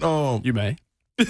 Since it's we done past Christmas, and I said leading up to Christmas, man, everybody gotta have good attitudes, man. Like, it's just this little gap right here, like the 24th all the way to the 2nd. Yeah. Yep. Like, just have good spirits about yourself, Yeah. man. So to all my fast food workers out there, let me tell y'all something, man. Uh-oh. Listen, when the person in the drive-through, I seem like this has become routine for me to come in and talk about fast food. So maybe I need to stay away. That may be it. But January 9th, I'm going a new route. But We're locking in. Yeah, we're locking in. But man, when we come through the drive-through outside, just don't go for Chick-fil-A. Y'all, Okay. y'all Hallelujah. Make that y'all- clear. Yeah, y'all Let's make keep that doing clear. y'all thing. You know Praise what I be mean? to God. Much love to y'all. Lunchbox My still pleasure. on deck. You know what I mean? I love coming to y'all. But everybody else, man, when I come through the drive-through, man, and I have a good spirit about myself, yes, ma'am. Yeah. Thank you. I would appreciate it. Could you do this for me, please? You know what I'm saying? All the right terminology, you know what I mean, when I'm Yeah. going through. And then the people just give me a little mean mug. And they do what I ask, but it's just the energy off. Energy. You know what I'm saying? Like, and Yeah. listen, I didn't ask for you to come take that job. I'm going to be Sure real. did. Somebody got to do it, though. Yep. You know what I mean? Yeah. I've been in that situation where I had to do it. I had to, listen, I was busting tables, man, and stealing the waiters' money because I thought they were leaving the money for me for busting the table. I didn't know no better. So it's steps to it, Savage, is all I'm saying. You know what I mean? But I gave him half of it back, though, at the end of the night, Bert. But I'm just saying, I didn't know no better. So for the people that don't know better, somebody had to tell you. So here I am to tell you. People, have a good attitude when you're in that window. I know it's cold. Listen, when it's raining and I come through, I turn my windshield wipers off. I do too. That's right. I can leave them on. I learned. I can leave them on. Yep. I can leave them on, let it splash, splash, splash, splash, water all in your eyes, and you still got to take my money and do what I ask. But considerate. I'm being considerate. Yeah. So just do the same. And that's why I am always overly kind to everybody in the drive-through You got because to. at least then I feel like Yeah. I'm rubbing off some sort of positive Yeah, energy on at them. some Even point. if they didn't have it when I arrived, they were like, "Damn, that girl has positive energy. Yeah. See? I'm gonna take some of that." You pay it forward. So, the Ron, person behind I'm you, with you. Okay, that's all I'm saying, man. Yeah. That's real, right? You know what I there, mean? man. Like, especially through this gap, man. Like, if this is March 3rd, all right, man, you got latitude, yeah. Income tax ain't hit, all right, straight. You know what I'm saying? But through this guy, man, everybody just be happy, man. I'm you know with what I mean? you. Somebody at home got a new sweater or something, you know what I mean? New Yeah, that's shoelaces. Everybody done got something. So just be happy. I worked at a drive-through donut place in high school. And on National Donut Day, we ran out of donuts at like 10 a.m. See, And the ire of Middle Tennessee that I drew that day was uncalled for. It's like Arby's running out of roast It was beef. so bad. now, see, I had that, and then I'd get people that would KFC drive ain't got up. no chicken. What? I would get that, and then I would get people driving up going, "Hey, y'all have ice cream at this one?" And I would tell them no, and they're like, "Why don't you have ice cream?" I'm like, "I don't know. I'm making like $9 an hour. I'm just here because my parents said I had to get a summer job. What do you want me to do about it? See, they put I'm you gonna go out milk front. a cow out back? What do we? I was out front and That's in the the restaurant. That's the restaurant fault. Yeah. That ain't your fault. But so they got somebody got to be the face. Will, I'm an upstanding young man. What are you talking about? Somebody got to hear it. Yeah, I'm saying, Will, that ain't your fault, man. But God, they shouldn't have put you out there like that. Yeah, National Donut Day, literally at 10 a.m. That's amazing. We had to put a sign up that says we're out of donuts. Hell of a profit day. Hey, boy, yeah. They turned that The overnight cook had to come back in at like noon and like make them again. The overnight cook worked a double that day. It was not a good day. They would to have be asked in. me that. Hey, can you come in? And they say, no, you got to come in. I say, no, I do not. He would go there. Hey, sit down somewhere, The second best producer in the world, Robert Walsh. I'm ladies a and boy gentlemen. back at Bert. Oh my goodness. I love Well, Slay, I know you heard a lot of the calls and a lot of the ire that I also took on Titans Talk Back the other night. Yeah, man. You and Ramon were hanging out in the chat on Christmas Eve. Man, I ain't doing a lot of texting, boy, but I was sitting there listening like, You was in there. I saw you in there. yeah, man. Hey, Will, guess what? I got to tell you, Will. Oh no. Will, you gotta stop letting these people irritate you. Hey, man, dog, it's all over your I face. know. When people start talking, Will just Yeah. start doing like this. Like, I'm like, Will. No, that day just was start sitting texting, out I'm looking at social sitting media, down at 10 degrees was sitting out in 10 degrees did not help. That'll make you a little rigid. What's crazy? I'm looking at him like, dude, is pissed. What's crazy? I listened all the way up to when y'all go off 6:30. About 6:30. 6:10, I cut it off because Keisha, she was like, "Mom, what's wrong with you?" I said, You hearing it? I said, I gotta turn Will off. Yeah. Cause I'm with you. I was thinking the same I was thing. looking like, man, I gotta tell my boy. I know. It was bringing my mood It down. was, man. It was. I was like, no, Will, don't let him get you like that. I'm talking. It was No, I mean, back to back, you and we heard was some of just the like, some of the reaction we got too. Guess what? I'm not No. excusing myself. Yeah, no, it's just for venting. It's just for. They don't even really want to answer. They They don't don't. really Who want do you I to get know. to vent to then? I come here trying to vent to you, then I get this. Damn It it! was Kayla. Well, And I don't well, cuss, wait, but listen. I will say this: the narrative of fire Mike Vrabel would Yes. make me That's eye bananas. roll That's over bananas. And that over was the again, call that right? got me. Bananas. That was the one that got me. That's It bananas. was that, and That's also bananas. the fan attacking fans. Yeah. Oh God, that's when you know it's bad, It's so right? weird. Everybody just turn on each other. Yeah. Cannibalism. Yes. Go get them. Like, what day, boy? It's wild, boy. It was a few that called, and I was like, "Oh yeah, that was a good Yeah, point." yeah. And then somebody called, and I was like, "No, you're Yeah, the he was- problem. You're the problem." We have people just yelling at each other, and then yelling at Kevin So, Dyson, which I will man. stand for. No yelling How do at you Kevin yell Dyson. at Kevin Dyson? That's what I'm saying. Miracle Right? There was one guy, this guy Dylan, that called in that just went on Dylan's this in the rant. chat right now. Yeah, Hoping it really. ain't this one. And I just finished the show and just finished the call and just said, "Well, Merry Christmas, Dylan." Dylan was sick All of right, it. 615-737-1044. Dylan, is that you in the chat? No, we want to know. People want to know, Dylan. Anyway, it was entertaining. Yeah, it was very, Except for very you, much so. Will. Right. but all that to say, Slay, we asked the question earlier of how much can you really judge Malik Willis with the situation that he's coming into right now, with a completely patchwork offensive line, with different weapons, with an offensive coordinator that a lot of us think is likely on the way out in a couple weeks. How much can you really glean from these games and that performance from Malik Willis? So what do you kind of take away from this game for him on Saturday? Still being pigeonholed. I think I'm looking at it as if this is an audition, then you got to give him some, regardless if he fails or not, if he throws it away or not, like he was doing on that last drive before the interception. Like, give him something to do. Like the handoff, the runs, like you got to give him something to go out there with, man. The 10-pass system ain't going to work. That's not enough for me to see. And we know what the offensive line is. So you're already taking that into account. Mm-hmm. But you got to go out there and be able to put something on film where we can come back in the offseason and say, okay, he did this well, this well, this well. Like, you're not going to get those same looks once you get to spring, once you get to training camp. Like, it's not going to be bullets flying. So this is your best opportunity. Yeah. You already – you done lost 5 in a row. What's the worst that can happen? Lose again? You're doing that already. Like, give that man a chance. You know what I'm saying? So that's what I just don't know what you expect to see when you limit a guy like that. And if to a fan watching the game, if he's not being limited, then it says something about him. And maybe they already have their mind made up.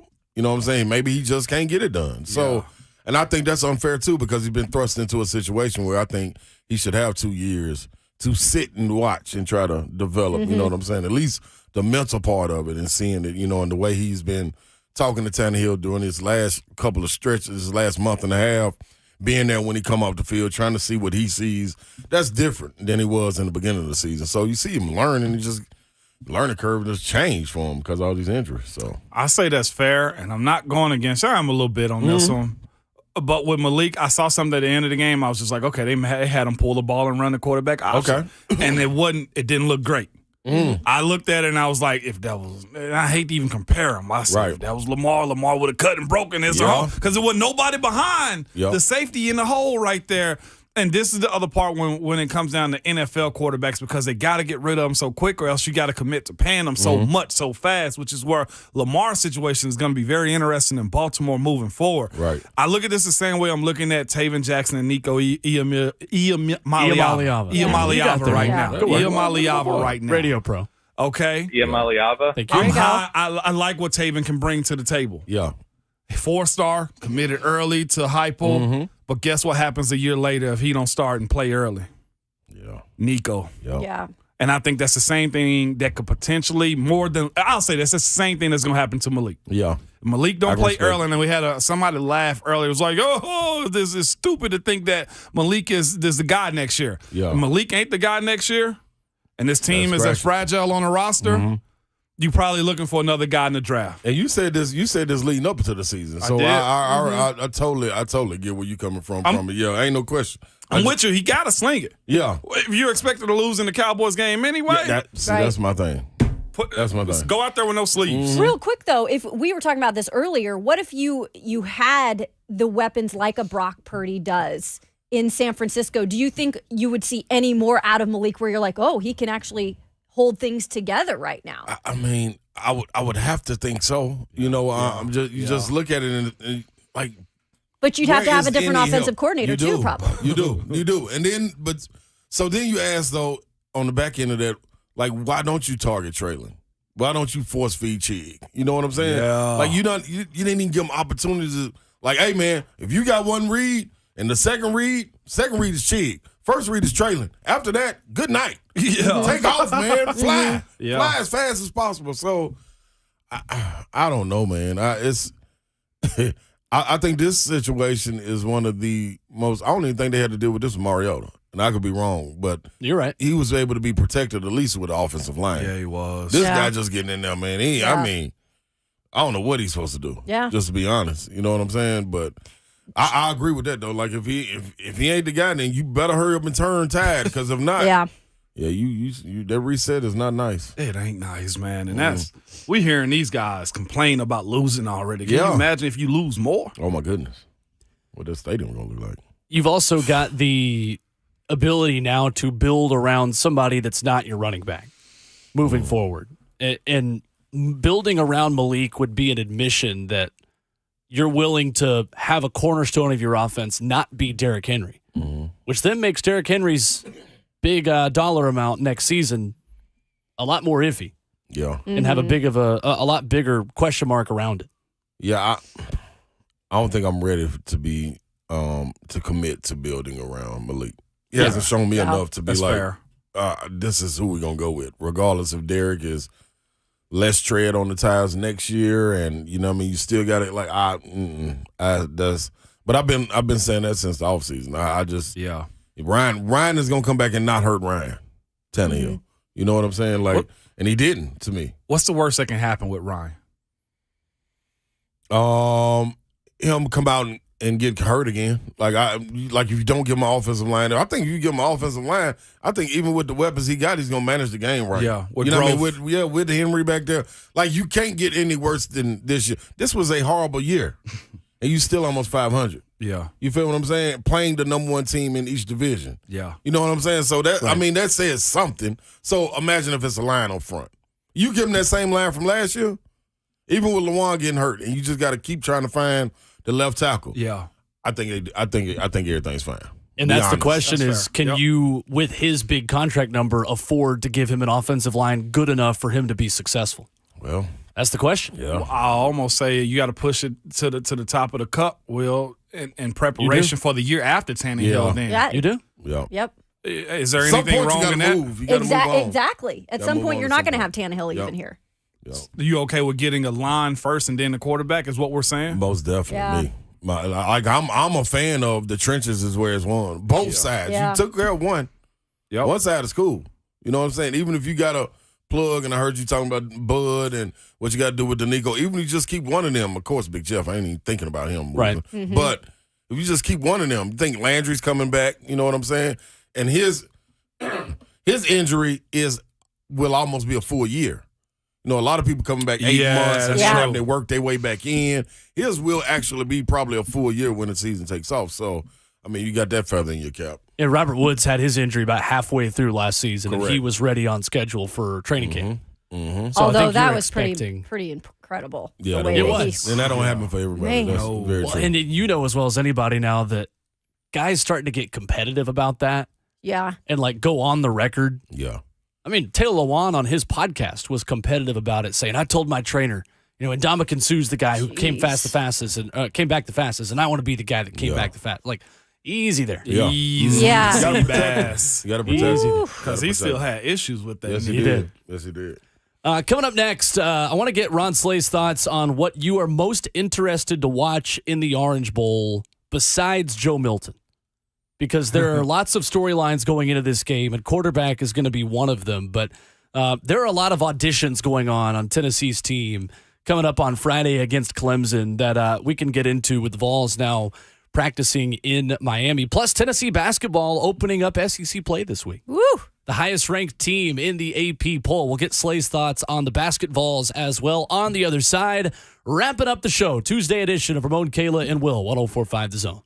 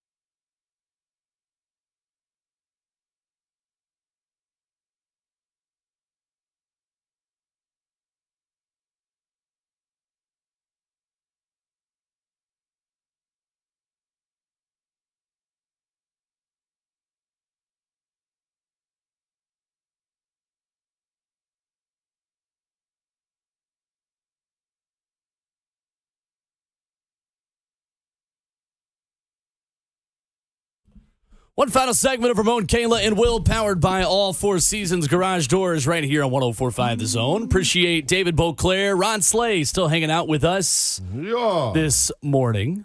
Mo Foster, Kayla Anderson, Will Bowling with you for a couple more minutes before we get out of the way for the Lucas Panzica Show and Buck Rising coming up next. Except for there is no Lucas Panzica. The Robert Walsh Show. All right. What the hell? The Robert Walsh Show this morning. Hey, I'd listen to Rob all day. Hey, I'm going to be honest with you. Slay said at the end of the year you need to have positive energy. At the end of the year, I'm schlepping it. Y'all, I am tiptoeing into the new year. I'm going to make Buck do all the heavy lifting. If y'all think I'm going to be funny on his show for free, yeah. another thing coming. Pay the man. That was what I'm talking about, Bird. Robert's tiptoeing in my joints. Yeah. He drew a line in the sand, Bert. I love it. Talking about. Vols are in Miami. Yeah. Took their talents to South Beach. Slay, who were you most excited or most interested to watch not named Joe Milton in this game? Brew McCoy. Okay. Yeah. Off the bat. Good answer. Brew, I want like to see that. Brew take that step, man. And then I want to see them give him opportunities to take the step. I think his ability that he has, man, is similar to Tillman's. Somebody that's not going to wow you when it comes to 40-yard dashes and things like that, but when you put him out there and he get the ball, man, dude plays angry and aggressive. Like everything is an attack. Yeah. Attack on the ball, attack on the person trying to tackle him. Like he's meeting them coming like there's no dodging and I'm going away to stifle. No, he's going to him. You What know I'm NFL saying? player would he remind you of? I want to say DK Metcalf, but I ain't watched him enough. Anquan Bolden. Okay. You know what I'm saying? People like that are real physical, aggressive, don't shy away. Like DK's one of them guys that go to attack. yeah. That's a You good know what I'm saying? comparison. Like, Yeah. you got an angle, and he say forget the angle. He just go and create his own angle to meet you instead of run away from you. Yeah. But has the speed, the game time speed to get away. So he's somebody like Bolden's a good guy, but I would love to see him get from the what do you call it, the boundary, and get in the slots Get a in little the bit and let slot. him come in motion a little bit. Yeah. I'd love to see him like that. Bruce the guy, and defensively, I want to see Wesley Walker take another step too, especially like a leadership role. Him and Necessary. Aaron Beasley, them two dudes. I like to see them play good in this game. Omari Thomas officially announcing this morning at Orange Bowl Media Day that he is coming back for his senior season. It's big news for Tennessee's defense. Big O. And let me tell you something. Talk about him. I know that's your guy, man. I love I've been loving Big O since high school. Oh, yeah. You know what I mean? Coaching against him. Yeah. Couldn't find a way to stop him. Big fella with soft hands. Briar good Crest feet. Christian School. Ooh, man, that boy went to work. That's why Kennedy and them was so good. Yeah, Oh, the yeah. dudes fighting for him. But, man, these announcements, y'all. I know. Like, Savage always asks me, like, in basketball, when somebody make an announcement, like, dude, where you going anyway? Yeah. Like, okay, say you're not coming back. Where are you going? Where you going? I'll Like, give Omari credit. He was asked the question in a press conference this morning and said, I never thought about it. All right. Because his Good. answer was word for word, I never even thought about it. Okay, give me the whole context. I'm not of leaving it, until I okay. get my degree. But, Cool. sorry. Continue. Great. Sorry with to that. interrupt you. No, that's perfect because I need to know that because I was about to, boy, he's about to get Before you grill it, Yeah, cook he's everybody about- else. Don't yeah, cook like, him. come on, y'all, man. You don't announce anything that's already noticeable to me. I know Kids these days. I know you're not going nowhere. I know you're coming back because you going on the streets. Is that where you going? Yeah. Like, well, you just going to class. Like, something's got. What are you doing? Are you about to change sports Facts. now? Make that announcement. Like, man, you know what? I'm feeling track a little bit. I want to do shot put. Let's go. I'm gonna get on out Come there. You know on. what I mean? Maybe I want to go on over. I like what they doing in the baseball program. I want to go try that. Yeah. Like, that's an announcement for me. You coming back, man? Where you going? I agree. Melvin Goins did Yeah. that. Switched to football Yeah, back in the day. different animal. They all Stanley want Asuno attention did. on these Twitter You know what streets. I'm saying? Okay. All right.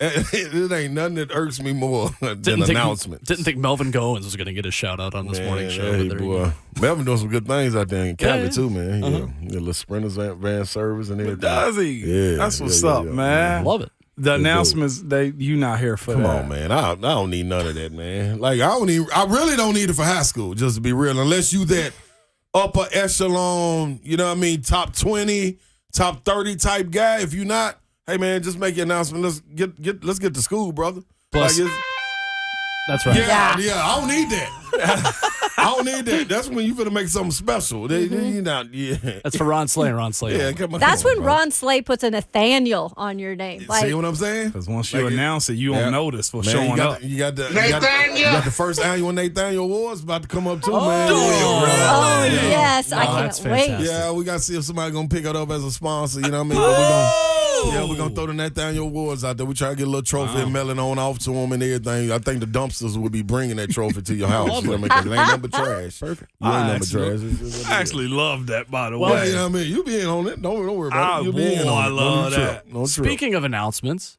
Pete Thamel was some breaking college football news this Wow, morning. okay. This is an odd transfer announcement. Wake Forest quarterback Sam Hartman intends to enter the transfer portal. Whoa. And Pete Thamel immediately says Notre Dame is the expected landing spot. How in the world are you going to tell me what the landing spot is as you're telling me the kid is entering the transfer portal? That makes a lot of sense, though, because he was not getting drafted at Wake Forest. He needed to go to as good as Sam Hartman was. Sam Hartman was a good quarterback. I mean, he made Wake Forest relevant. It definitely wasn't. But they gave him all the fanfare. They did, but then it kind of faded. Because of him. Right? Just like my senior year. Wake Forest did not make him available to the media after wins or losses. So, I mean, I wonder if that's part of his own doing. But wait, what? Yeah, he was a Heisman hopeful at one point, but they never made him available to media. Just they like wouldn't let him Arian talk was to my people. senior Dude, year. that's crazy. Just like Arian. Ramon, your thoughts on Dave Clawson's Just like decision? Arian Foster was my senior year.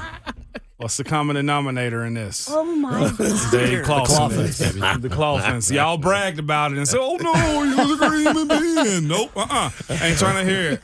Ain't trying to hear it at all. I told y'all I'm submitting a late submission. I like it. I got a late submission for your Nathaniel Award. Wait, is J.J. Watt hanging it up? Is Oh, it? wow. Is it? There you That's what go. Ari just tweeted. We'll take that. We'll take that thunder away from Buck Rising. J.J. Watt tweeting 4 minutes ago. His wife's first ever NFL game, my last ever NFL home game. Oh, look. Says it's been an absolute honor and pleasure. Talking Talking about guys making announcements when He's they get like, out of bed in the morning. these Cardinals have me sick. I'm out. Yeah, pretty much. Well, why she ain't never been to a game? Yeah. That's a good question. Said Koa's first ever NFL game, my last ever NFL game. That's got to be his daughter or something. Koa, yeah, new daughter. Oh, There you go. That's on me. New daughter. That's a demerit. on Okay. me. All right. Okay. We're out of time. Ain't You can nobody hear born Ron in the Slay 80s and named his Cole. thoughts on Tennessee basketball and much more coming up today, 3 to 6 on 3HL. Go see him at B-Dubs in Spring Hill. We are back tomorrow morning, and Ramon Foster is back with words of wisdom that you need in your life. Vrabel is safe. Get off his back. Ooh. And in the meantime, for y'all tweeting and no mic saying it, your Twitter fingers and that mic you speaking to or your phone speakers always hot.